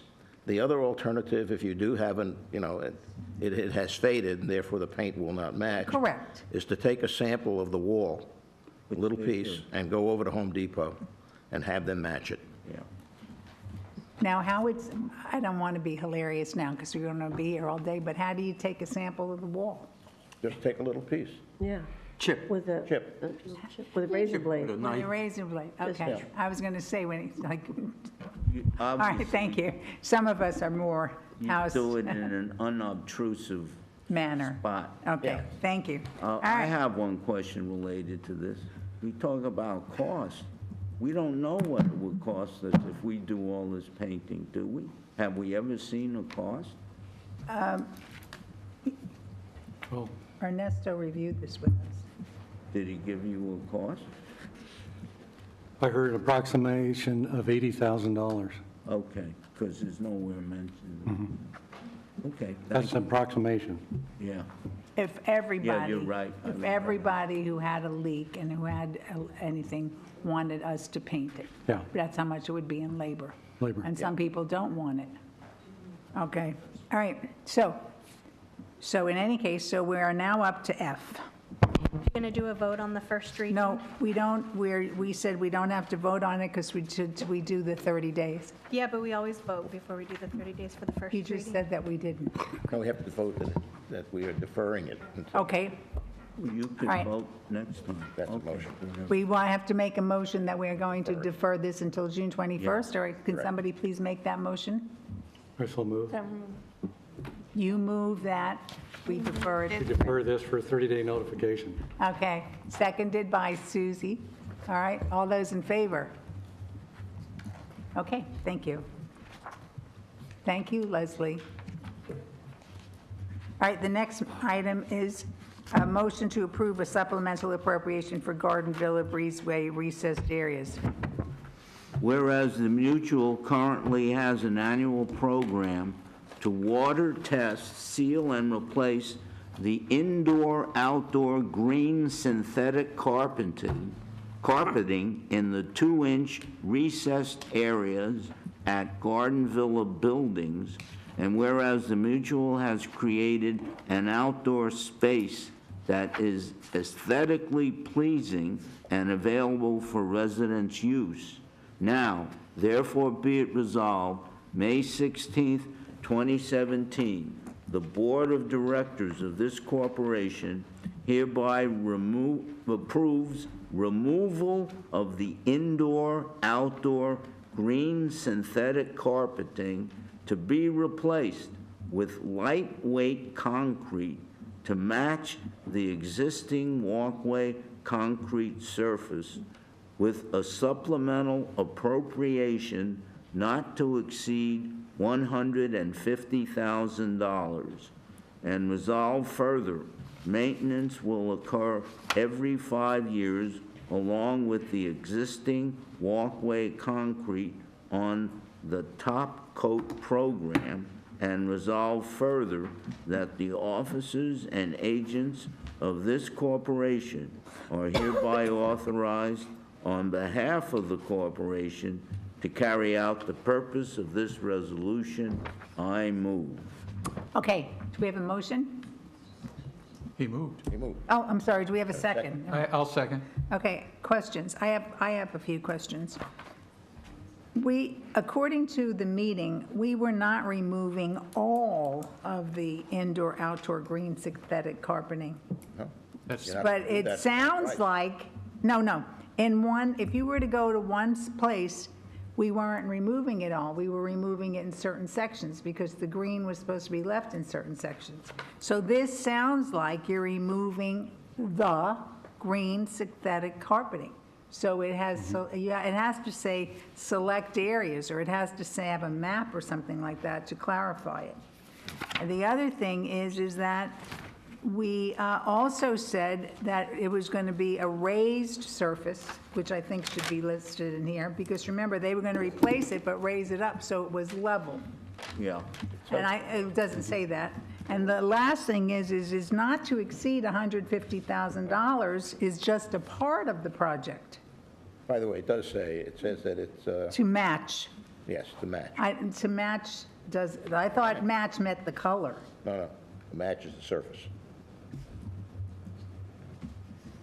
Oh, wait, if you say, okay, I just wanted it to be very. First so you- paragraph, it says raised. What? The first All paragraph, right, it so says it says raised. raise, all right.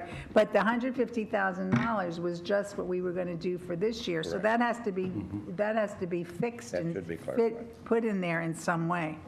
So we have to fix this resolution. I think we can fix it. I think we can address the wording. So with the raised is in there, so we're okay. But how do we say not to exceed $150,000 For the current year. for the current year? So Lori, do you understand what I'm saying? Because this was supposed to be, I don't know if it was, I think it was for this. So we're not doing all of the removal, we're doing $150,000 worth, correct? Correct. This is the beginning of a program. Right, so we have to indicate that, because if we were all gone and somebody looked at that, they'd say, gee, this isn't the right amount. So it has to be fixed. And, but that was my question, or my questions. Yes, Annette? And looking at the endorsement for the Garden Village Breezeway recessed area, the new one, I say it's now going to be $244,000. Am I looking at the right thing? I believe I Yeah, am. you are. It's for 3 years, right? Well, no, that's just for this year, because it says here Pardon me, that this is that's the part of first a year of a three-year- three-year program. We didn't say. To be funded from the replacement fund. Funding for the remaining 2 years will be included in future reserve expenditure plans. So that would be an additional, I'm assuming, 100 grand each. No. Each year. So this is going to bring this What up page to are you instead of. on? Am I on the right one? I'm on agenda item 12F. That they just handed out. Yeah. Okay. That sheet. It's not in here. She just- It's not in here. It was on our table when we came in Here you this go. morning. Here's an extra copy. Yeah, I read that. Why are we getting things after the packet goes out? Because I noticed it last night and I emailed Leslie. One page was out of order, was missing. Okay, so, so how do we, how did the, Correct. But we've only approved funding for $150,000 for this year. So we have $100,000 off. no, it's a lot more off than 100. Right, but I mean for just this year. But why does it say, I don't have a copy of that, Here. Here, so, take mine. or Bill through, gave me it. It says 244,000, so this says 244,000, the other one says 150,000, so they don't even agree.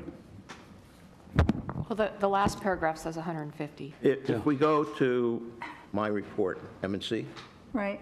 okay, what there was here, it says the installation cost, $7 per square foot, which includes removal of existing carpet, installing concrete, and it gives a square footage of 103,950 square feet. That's for all buildings, okay? And so the that- total estimated cost would be $730,000. Yeah. Right, that's what we said. Right. But the basic thing is this endorsement, which is page 1 of 212F, says 244,000, and then the bottom says 250,000. We never discussed 244,000. No, it was. 244 was M&C, but I believe that it went to finance. And in finance, it was reduced to 150. Yeah.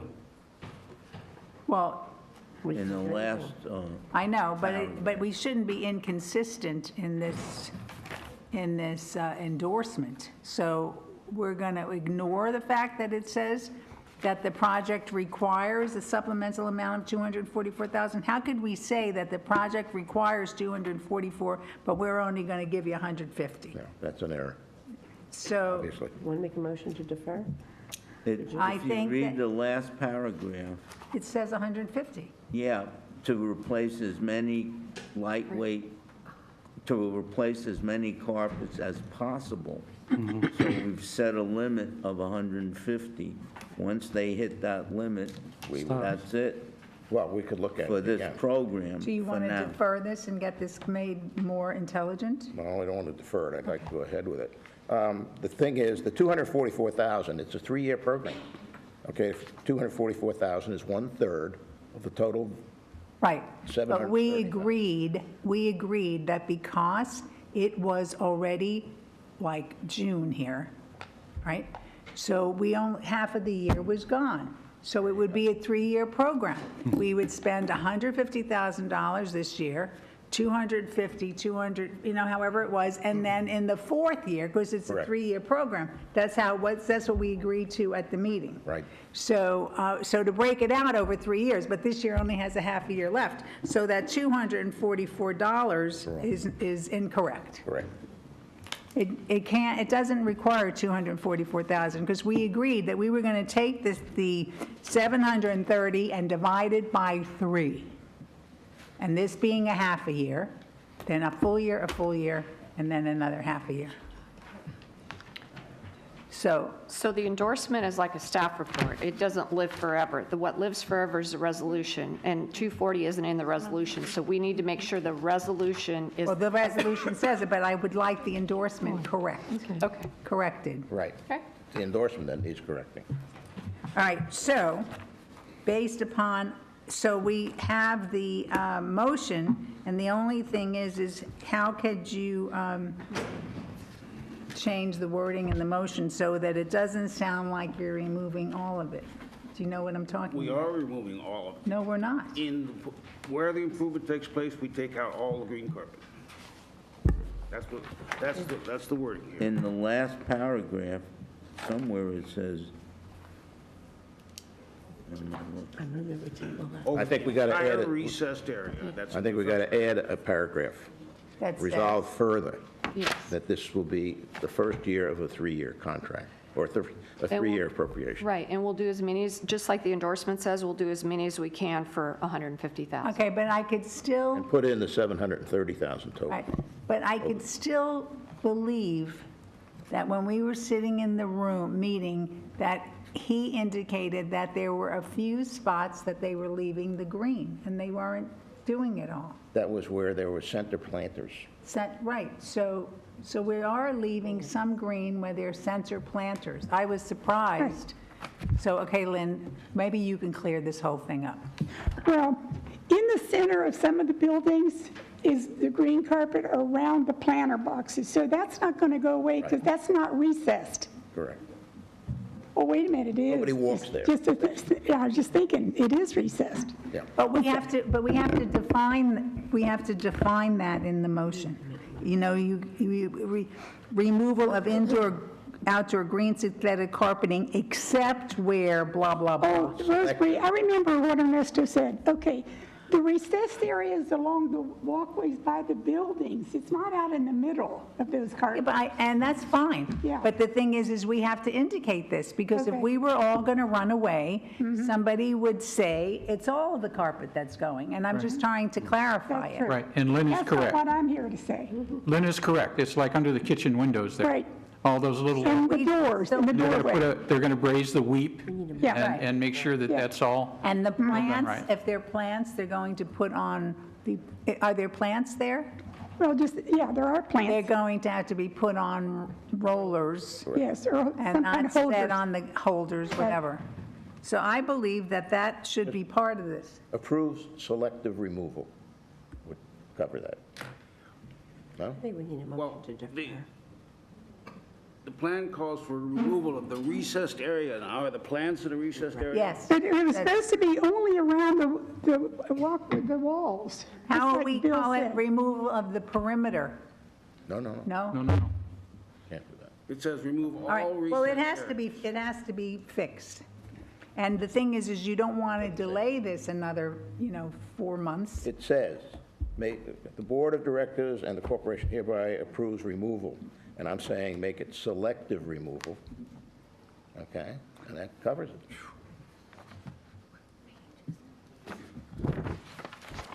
Okay, if you said select, could you say selective and put an asterisk and then have a page attached to it that says where, like a map page or Maybe- something like that? It just has to be clearer. It Maybe really you should. should say selected areas.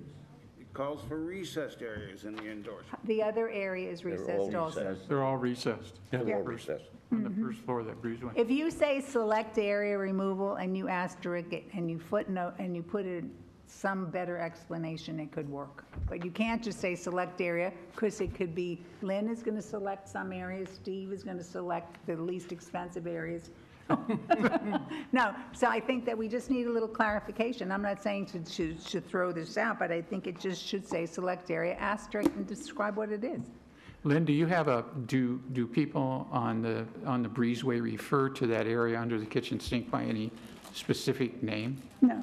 It's just one of many recessed areas. It just happens to be the smallest one. Right. Yeah. Yes? So I have some corrections that might help, if you're okay with that. So on the first, now therefore be resolved, I'm on page 2 of 2 on item 12F of the packet. So where it says the very last line, with a supplemental appropriation not to exceed $150,000 to replace as many areas as possible, semicolon, and resolve further that green synthetic carpeting will remain in center planters under kitchen windows, semicolon, and resolve further that this is a 3-year program. No, that won't work. No, No? Because you said under windows, that's a killer. It's not. That won't work. I will not. So what should it say? The planters are not under the windows in all cases. Okay, the thing is that we're going to have to, if we can't have it written correctly, you're going to have to defer to the next meeting to have it written correctly. Yeah, I agree. But may I bring up a point that I want Yes, to you I can. could go sit down, please? May. At the M&C meeting when this came about, and I'm really all for it, but I talked to several people after that, and it was suggested that we look at, and I know it's more expensive, but we could make it not so more expensive, is to have stamped concrete. So I'm not asking for a lot of stamped concrete, but I think down in Gate 5 in some of those buildings, on the decking, they have like a swirl, just, a couple of marks, just to differentiate. We need some differentiation in that concrete area around the edge from the Well, decking. then the thing is then you should take this back to committee and ask if he could do, I know I had stamped on hardscape, and it's more expensive than just regular. I know, but we don't have to go real expensive, elaborate stamping, but I'd like to suggest that we do a little stamping. Thank you. I'm an advocate of stamped concrete, absolutely. So can I have a motion that we send this back to committee to get this fixed, to have the resolution correct? Could somebody do that? I make a motion that we send this back to committee to get the resolution fixed and to explain exactly what we're doing and how much we're going to be spending yearly. Okay. Second? All right, all those in favor? Discussion? Oh, discussion. Excuse me. Thank you, Bill. Is there? I forget. Yeah, that's what I'm here for. Keep you Good. on track.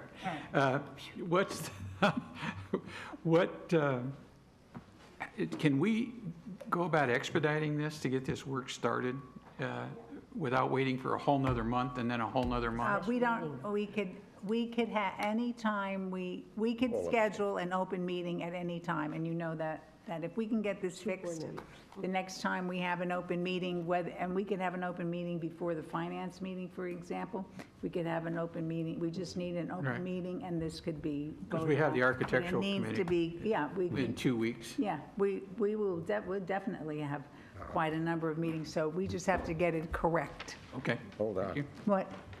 You have to go back to M&C, you know when the next M&C meeting is. Why does it have to go back to M&C? We'll just fix it. That's what your That- motion was. No, we said we wanted to defer this to have it corrected. We didn't say we want to send it back to M&C. We You just said back want to you to committee. get it done. Back to committee. Oh, What don't- committee? So we What gotta committee are you sending it back? redo that now. This board. All right, so we have a motion. And we have an amendment to the motion. No? Well, you know what, you could have an M&C meeting at any time. Yes. That's right, because you have committee Just members. like I'm going to have a board meeting, you can have an M&C meeting. And then you're going to have a board meeting in it. No, that, okay. I'd like to speak on this, too. I think when we go back and consider it, we have to be a little bit clearer for what exactly on the 53 Garden Villa rooms we're doing as far as that concrete goes, because I was really in a haze on that. Okay, so we have a motion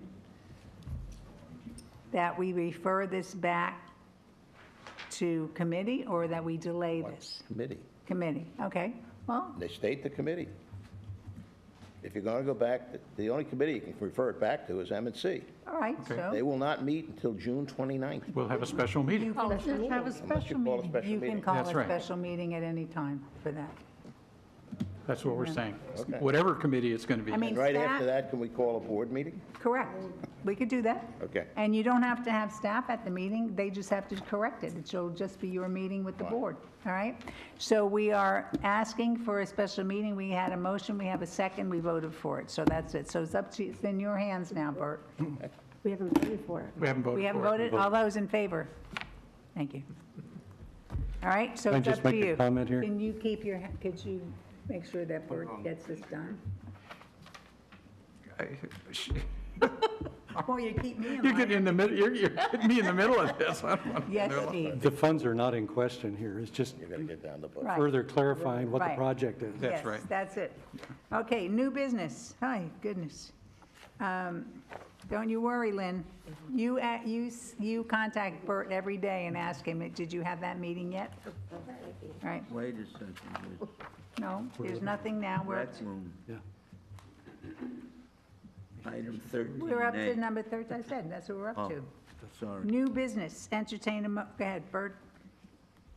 Whereas the Board of Directors adopted Resolution M39582, approving a fund name of Garden Villa Recreation Room Fund, and whereas the purpose of this fund is to provide for all expenditures in the recreation rooms of the Garden Villa buildings, repairs, replacements, and preventative maintenance, other than janitorial services and a few components that the board has authorized as shared expenditures such as heat pumps, and whereas each year staff performs an evaluation of all 53 Garden Villa recreation rooms to determine the condition of all interior components and aesthetics, the results of staff's evaluation are reviewed by the Garden Villa Recreation Room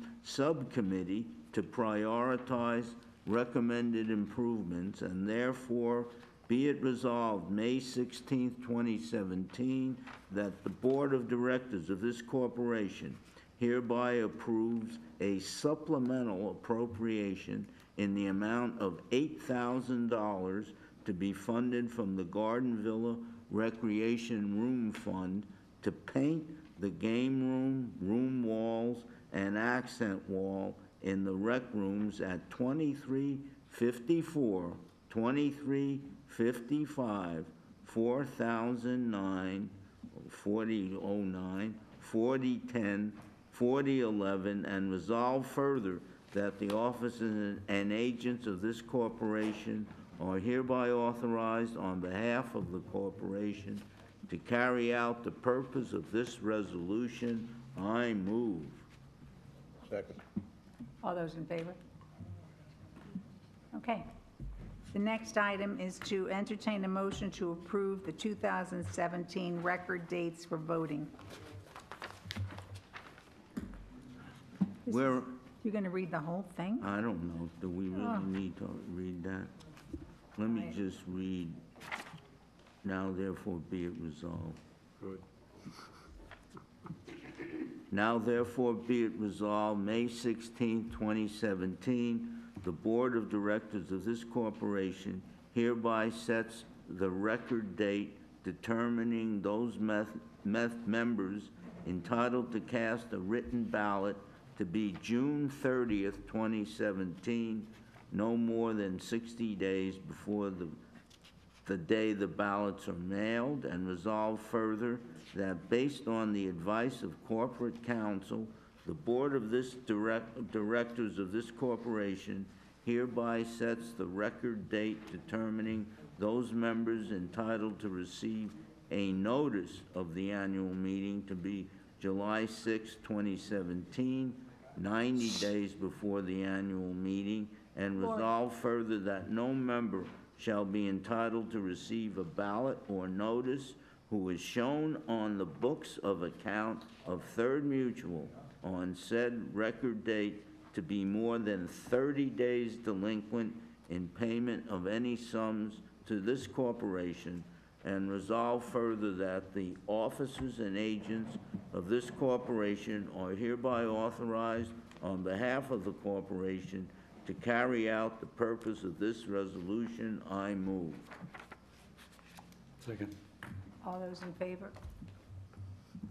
Okay, and this is not changing this or whatever, but I have a few questions. We do need put together, if possible, by our next meeting, and I know that this is Leslie's first time for doing this, but usually we have a list that says applications available, applications due. When there's a calendar, yeah, and then there's a when their ballots go out, when is meet the candidates, when you might actually have a copy of this in your files. I have it. I actually Probably. have it completed. Okay. I just completed it yesterday, and All right, it's the so 2017 election schedule. If you could possibly ask Bert, would you be willing to just review it? And then we could include it with our board packet next month, because it's important for the residents to have it. I don't necessarily think it's something that you want to put in the newspaper, but maybe it is. But I think that it's important because there are so many dates associated with that. And I think that the next month is June. It's getting pretty Yeah, we can close there. start alerting the residents. Okay, thank you. We always are looking for people who are willing to run for the board. There's no experience quite like it. I can say that. You learn something new just Every about day. every day. Okay. And you might also say that you don't have to necessarily run for the board. You might just want to get your feet wet by volunteering to be an advisor on one of our committees. Okay. That's true. All right, so the next thing is the report of the Finance Committee. Steve? Okay, slide 1, please. Total revenue for Third Mutual through March 31st, 2017 was $8,344,000 compared to expenses of $6,300,000, resulting in more revenue than expense by $2,011,000. Slide 2, please. Now we look at those same areas with the distinction between operating and funds. This chart shows how much of our revenue went into operations, with $4,607,000 coming in from assessments and $284,000 coming in from other sources, such as the annual golf cart electric fee. This is compared to operating expenditures of $4,626,000. After backing out depreciation, which is not funded through operations, we can see that the bottom line we had an operating surplus of $303,000 as of this reporting period. Slide 3, please. This chart shows how much of our revenue went into our reserve funds and the amount expended to date. Slide 4, please. With a favorable bottom line of $2,011,000 compared to a budget of $850,000, Third has better than budgeted by $1,161,000, primarily due to the following. First one is the timing of reserve expenditures. Favorable variance in outside services of $1,033,000 resulted from fewer reserve expenditures for building structures, roofs, and elevator replacements. Some program work was delayed due to rains, and some expenditures were not yet billed. Also, tree trimming has not taken place so far this year in Third Mutual, It will commence beginning the end of June and continue on through the end of the year. Slide 5, please. On this pie chart, we show the operating expenses to date of $4,663 million by category, showing that our largest categories of expenses are for compensation and utilities. Slide 6, please. The reserve balances on March 31st, 2017 were nearly $26 million. To date, contributions to reserves, including assessments and interest earnings, totaled close to $3.5 million, while expenditures to date totaled just over $1.7 million. Okay, remove the slides, please. In closed session, we reviewed delinquencies for unpaid assessments totaling $368,865, which represents about 1.1% of the annual assessment budget. I might add at this point that it is climbing, and we are working with a lawyer to reduce this trend. We are able to maintain such a relatively low level of delinquencies by following prescribed collection policies to pursue payment on these accounts, either through non-judicial foreclosure process or by obtaining personal judgment in small claims court. Next, I'd like to move on to resale lease activity report.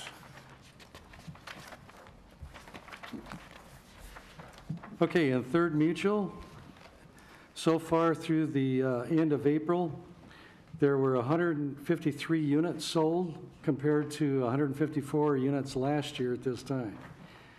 Monthly average is 38 sold through the 4 months.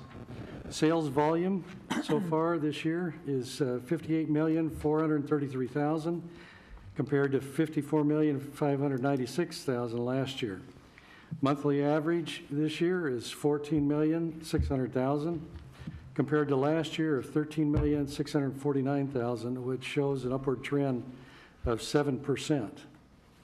Average resale price, as I know several people track this, as well as real estate agents, so far this year is we have a monthly average of $378,860, which is up 6.7% over last year.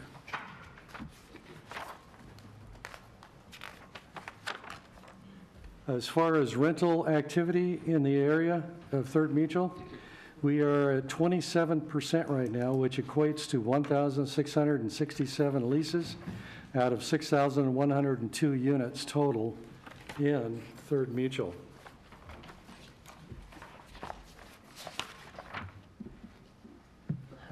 Item C here, 14C, deals with the audit by KPMG. It was completed, a verbal report was given.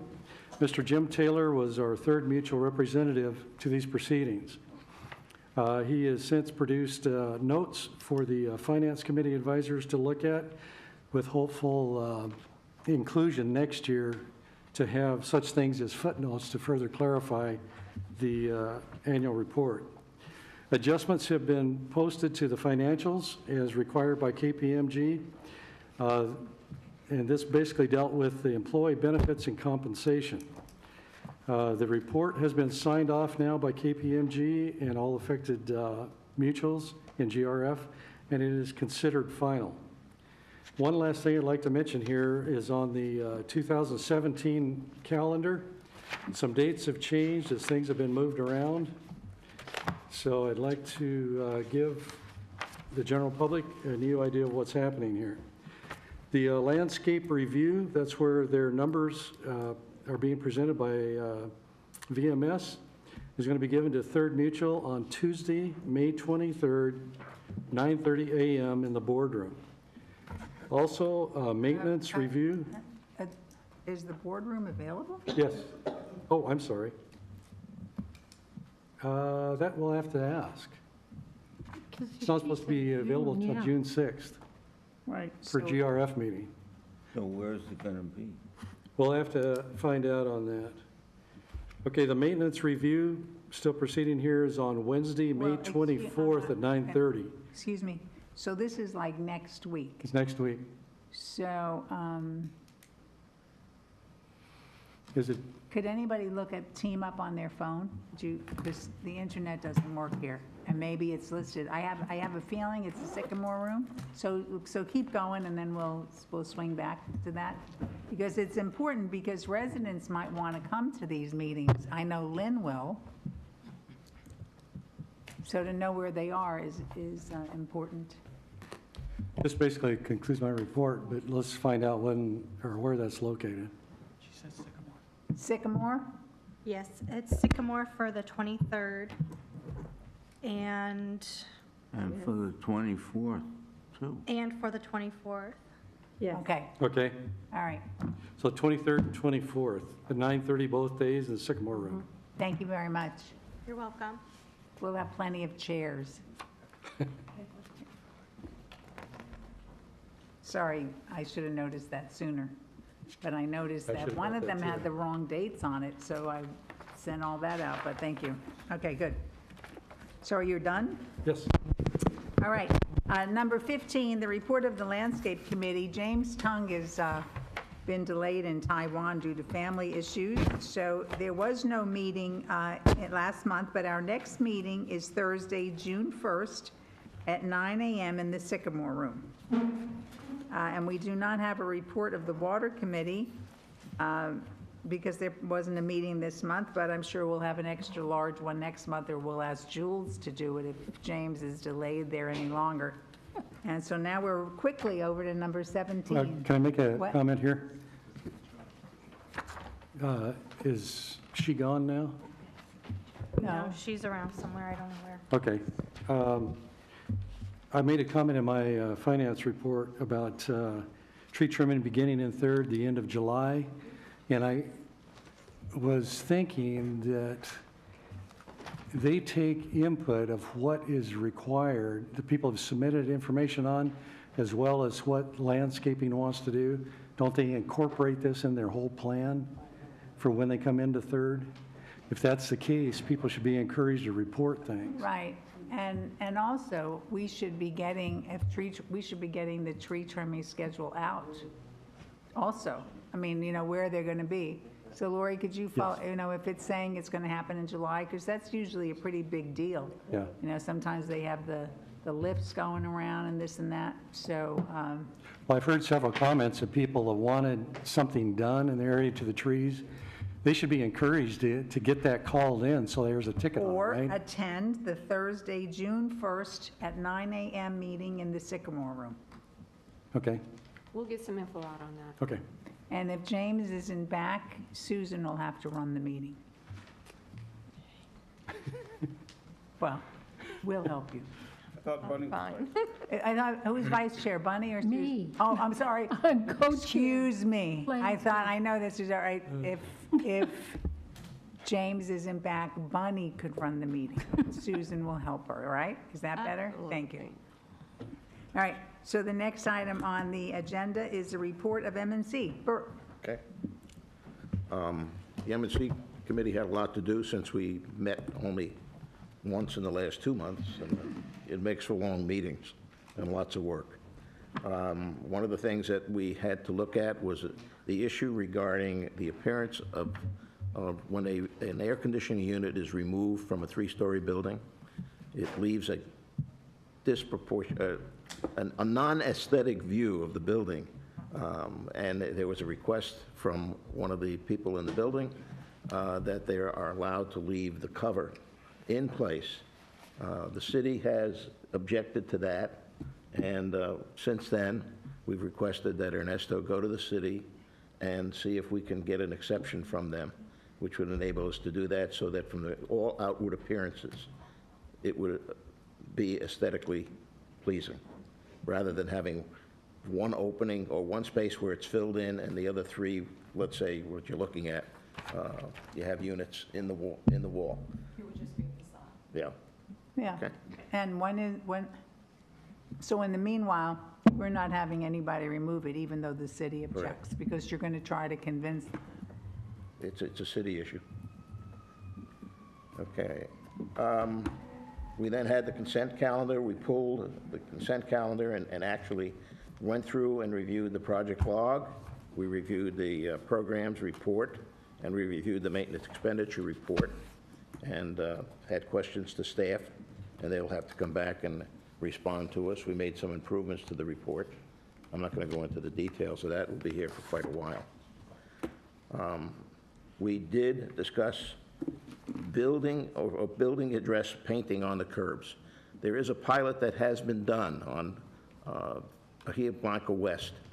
If you drive up Bahia Blanca West, you will see that there are certain curbs where there are addresses in white painted on the curb, and it makes it a lot easier, in particular at night, to be able to read the addresses in the cul-de-sacs. So we have said that we're going to go ahead and do that, and we're trying to get a price on that. But we did agree that we should do this. This has been a big problem at night. If you go out into our village, first of all, the lighting is not the greatest. Secondly, the current signs that we have are usually posted on top of stop signs. And these signs are out of the light and almost impossible to read. So we're going to try to address that issue. The water heater issue, where we are requiring Watts devices on water heaters that have not access to drainage to the external side of a building. Been brought up that maybe we can have tankless water heaters. And so we're going to further look into the possibility. The real problem there has to do with the electricity, not the water heater itself. And where a unit has sufficient amperage, their electrical box, it's probably something that can be done relatively simply. But if you have a 100 amp service, you run into a problem. And you may have to then do a significant amount of electrical work in order to handle a tankless water heater. Garden Villa lobby carpet alternatives. It was agreed that when we put carpeting down in the lobby, we do not want squares, but rather we want rolled carpet to be placed in the lobby. And so we're looking into that as well now. We discussed already, in fact, passed the motion on the painting costs associated with moisture intrusion events. We also talked about the concrete replacement program. That's going back to M&C. We did pass the resolution on the curb cuts, which was discussed in M&C. Let's see what we covered a lot of ground. Elevator replacement tile. We are replacing the tile within the elevator in building 4026 with a vinyl flooring material. And if this works out well, we will probably make this a standard sometime in the future. Only if it's really damaged or needs to be Correct. replaced. Correct, yeah. We're not going to just wholeheartedly go in and replace them. Good. Okay. Building addresses, probably one of the biggest complaints that we have within the community. Nobody could find buildings. First of all, part of the problem has to do with the way building numbers were assigned. We don't have a logical means. The way the buildings numbers were assigned was based upon when the buildings were built. And so you get some of these discontinuities. But the other thing is, and again, particularly at night, you could be driving and you cannot read these small building numbers. And this has been a problem in this community for 50 years. And if you go out today and start looking at some of these buildings, it's interesting. Some buildings have 3 and 4 addresses, and I believe, Bill, we saw one that had 7 on the building. Trying to resolve this problem of what can we do? And this is particularly true for the 3-story buildings. Well, staff has come up with a building sign that's like 8 inches, I think it is. It's an 8-inch sign. And we're going to pilot a couple of those on some of the Garden Villa buildings. Now, the other thing is, it's not going to work on all of the Garden Villa buildings. Every building requires individual consideration with respect to how are we going to best display the building number. And so what we're going to have to do and what we plan on doing is building by building. We know what alternatives we have, and we will have to go out there and make a decision. And staff will be coming back with recommendations building by building. We already discussed the Garden Village Breezeway recessed area, and that was under discussion at the meeting. And we discussed the appropriation, the supplemental appropriation for the Garden Villa Rec Room. Okay, Okay? that's it? Basically, that's it. Yep. Do you have anything to report for architectural controls? Yes. The next M&C meeting, June 29th. Oh, thank you. Yes, because it's not, is that a Monday, as usual? The Thursday. Thursday. Yeah. Oh, so you moved the meeting because... Because of the holiday. Because of July 4th. Right. He didn't want to have it on July 3rd because people might have been out of town. So it is moved to the Thursday. Yep, At 1? 1 o'clock. Where? I don't have a room. Not It 11:30? might be, Probably will be the Sycamore, what date is that? Oh, no, 29th of June. it'll probably be in the boardroom. You usually have it in the boardroom. Oh, my goodness. So we'll have You're to right. check. You used, We'll be it was back so in the long boardroom. ago, you used to have it in the boardroom. So hopefully it'll be in the boardroom. It will, It states on Team Up that it is in the boardroom. in the boardroom. Thank you. So there. 1 o'clock. 1:30. At 1, 1, No, we're doing it at 1. 1, okay. All right, so everyone has that. Because it- Thursday. We need as much time as we can get, Right, no, I just meant on Team Up, it shows 1:30. right? I mean, the last meeting ran till almost, what, 5 o'clock?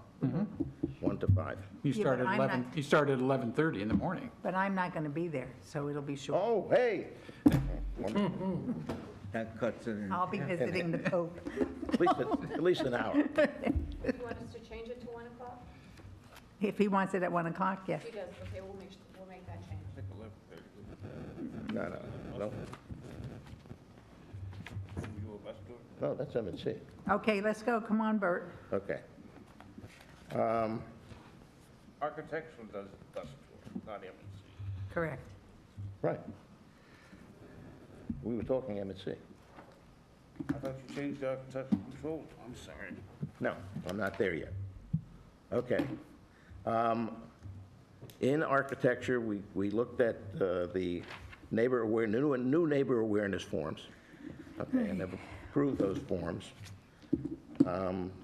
We are still working on a resolution with respect to architecture control overall, okay?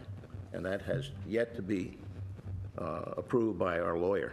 We're So- discussing it today. We are discussing it today. That's correct. Other than that, we went on our bus tour, and as I said before, we did approve alterations for those buildings where requests were made to modify or change exclusive area. But we did not approve any that were in common area.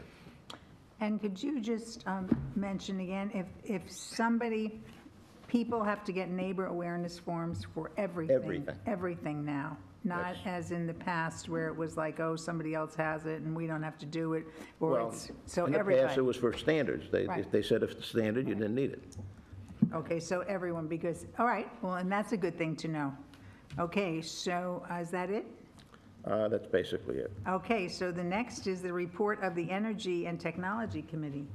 Yes, I just want to let everybody know that we didn't have a meeting this month, so our next meeting is on June 6th at 10 a.m. I believe it's the Sycamore Room. Some updates, though, for you. All 81 three-story buildings have had the light fixtures changed over to LED lights on the breezeways and in all of the laundry rooms. We've got that part of it done. Staff is currently working on putting those same fixtures in the standalone laundry rooms. There's a little bit delay because the vendor hasn't been able to get more lights in a timely manner, but I was told that probably by next week they'll have more light fixtures to keep on replacing. But they're moving as rapidly as they can with the remaining LED lights that they have.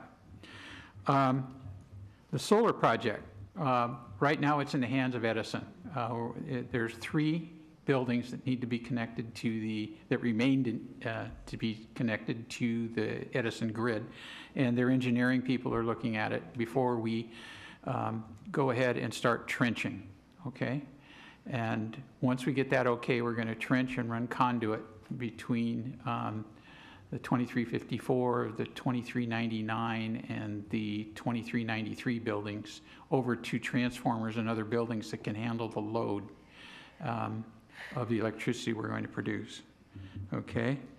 I'm going to say on that June 6th meeting, we're going to talk about the replacement of dryers in laundry rooms with coin-operated dryers. And it's something that people in the garden villas particularly, or people that use standalone laundry rooms, really might want to be interested in coming and giving their 2 cents worth.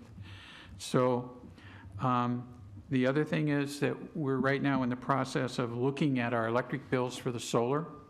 I spoke with Betty yesterday, and they've got some meter numbers. There's hundreds of them. And they're going to write a little program to extract the electric bills to see how they differ from regular electric bills. These are the solar bills. So we'll see how that is, and we can talk to the Finance Committee. We'll bring that up in the Finance Committee and talk about how those numbers are calculated in the annual budget.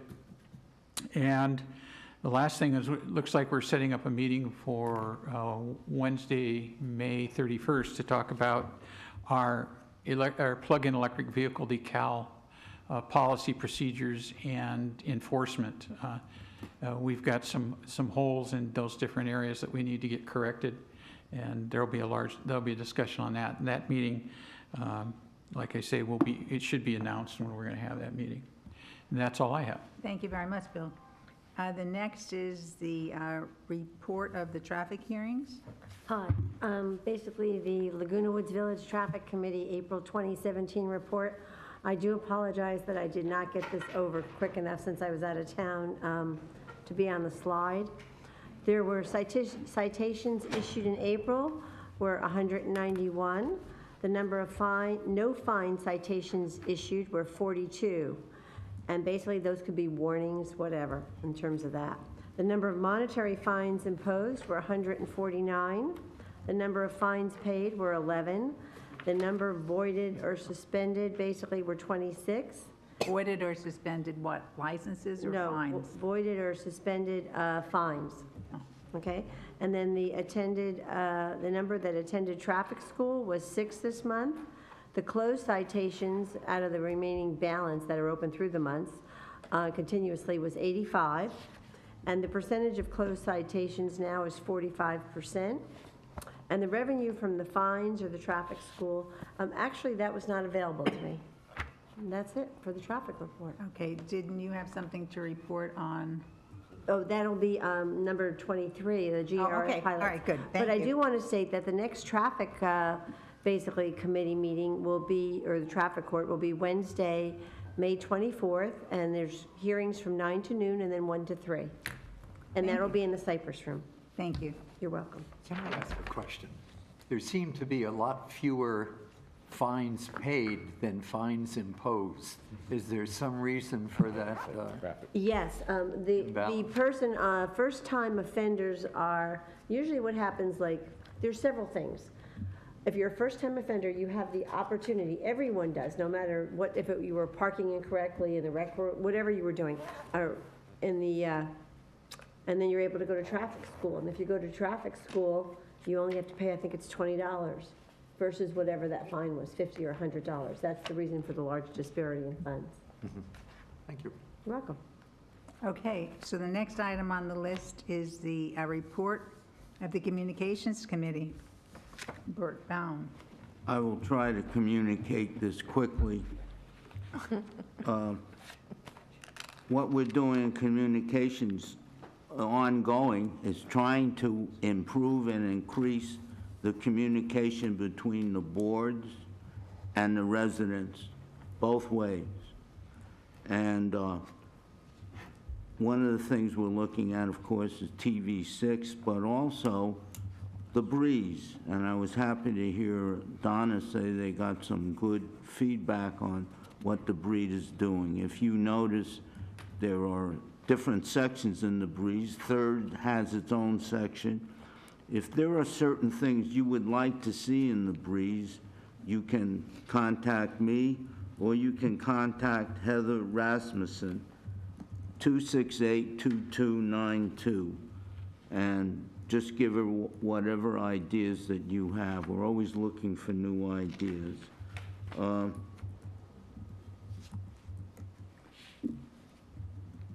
We're also trying to update our brochures so things are clearer to the residents, particularly on the new areas that we are looking at. We just updated our care provider policy, and we put together, we're in the process of formalizing a new brochure which tells both the people who want to hire a care provider and the care providers themselves what provisions they need to follow, what they have to do. I know there was some questions about that, so we think this will help in that process. And we're also looking at a move-in and move-out, a new brochure.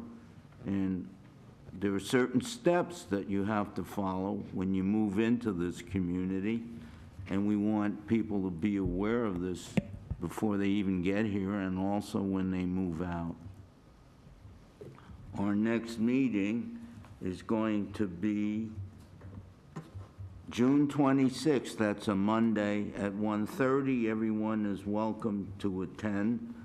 There's one other issue, and that's we are also interested in orientation for newcomers to this community. And a few months ago, we started to have once monthly an evening session on Wednesday evening at 6 o'clock. There are a lot of people here who work now, and we find that that's been very favorably attended. So we are now going to institute that on a permanent basis. Once a month, we will have our new orientation meeting on a Friday. The other month, we have it at our usual time, which is, on a Wednesday evening. The other time, we'll have our usual ones at 9 o'clock, 9:30, was it 9?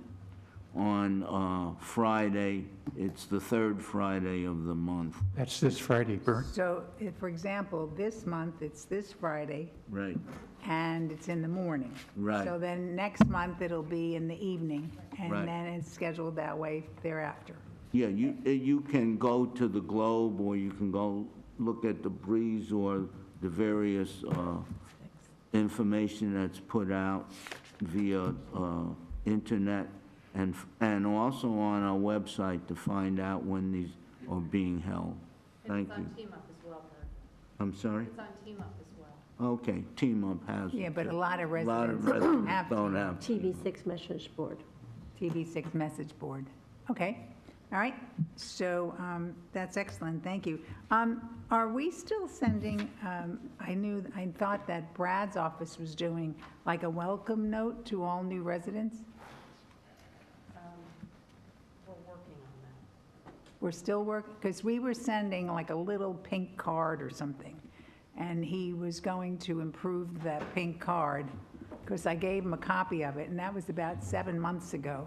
Well, we actually have been looking at for many months now, sending a letter to each resident and even a phone call to all new residents. Because we talk about probably 80, I would probably, 80, no, for us, I'm not thinking of the whole community, but for us, it's about 40, 43, whatever, new sales a month. So that would be 40, 43 letters, which isn't tremendous, but we were going to get that done. And it didn't have to be a long letter. It should have just been a letter with... I know the letter's been finalized, and I believe it's already started to be sent, but let me find out, and I'll report back to Bert. Okay.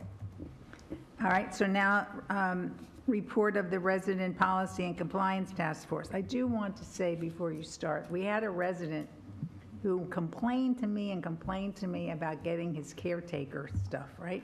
And finally, I saw him about 2 weeks ago, and he said he got it, And he's so happy now that if anybody needs to be trained, he would be happy to work with him. So I guess staff, when he was going through some of the challenges, that they really helped him. So I have his name. We have a resident form expert now. So I thought that was really cute. It's almost painless. Yeah, it seemed to be, but he realized it wasn't. Actually, we haven't got a lot of complaints about it. I think a lot of the fears that residents had were not really substantiated. So you can do it, and it seems to be working. We've been looking at 3 issues at this residency committee. One is the service order entry system. A lot of people don't know about this. There are 174 people in third under this system. And this is designed for people who have some disability, hearing or visual. That's what it was originally designed for, to be able to call up resident services and have services performed. We were finding that this was really had been abused, so we're we are in the process of instituting a new form that will be filled out. So if you want to do this, it's all laid out and it's proper, and it will, we think, help end a lot of the abuses. I don't want to go into that right now, but let me assure you there were abuses of the system. And we're also reviewing the whole pass system because we're concerned how people get into this community. Tim Moy has given us a good rundown at our last meeting about the various passes that exist. What, we're down to 9, is it? 6. How many were there originally? Well, 3 times that. Okay, so we are reducing them, and we want to continue to work on that. But that's also related to our gate system. And as we update the gate system, and next year, I understand, we are going to put in gates at 3, 4, 5, 7, right? 8, 9, and 10. So we will have almost all gates covered, and when that's instituted, I think we will really be able to control many of the abuses of entry into this community. And the last thing we're looking at is occupants. This is a general topic. We want to look at that a little more closely, how people get occupant status and co-occupant status in the community. I welcome you to come to our meeting. The next one is scheduled for the 24th of June. It's going to be in the afternoon at 1:30. June or May? May. I'm sorry. I'm okay. May 24th in the afternoon at 1:30. Thank you. Okay, so now we have, and we could just go around if you have a comment, you can make it. I didn't get, that's what I was going to say. If you are involved in a GRF committee and you have something to comment on per your involvement in the GRF committee, please do so. So Bunny, anything? No? Susie? No? Jules? Nothing happened at the CAC meeting? We discussed the number of But items, nothing but revolutionary nothing or of exciting? drama. Okay, no drama. All right, okay, good. Steve?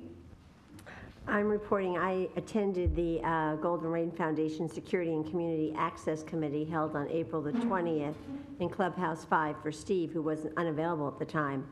A motion was made and passed at SCAC meeting to send on an accelerated basis to GRF a request for funding of the security costs for all the remaining gates. And at the GRF board meeting held on May 2nd, the GRF board approved the funding with the exception of gates 11 and 14, which is what Bert had said. The rest of the gates will be funded.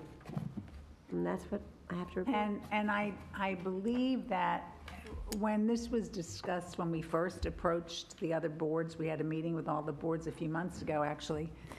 We didn't say that we never wanted 14 or 11 with the arms, but the thing is that it's quite an expense, and those are the two gates that are only available to the residents. They don't have people, going in with clubhouse activity, et cetera. So we didn't not select those because we said, oh, let's just forget about those. They don't need it.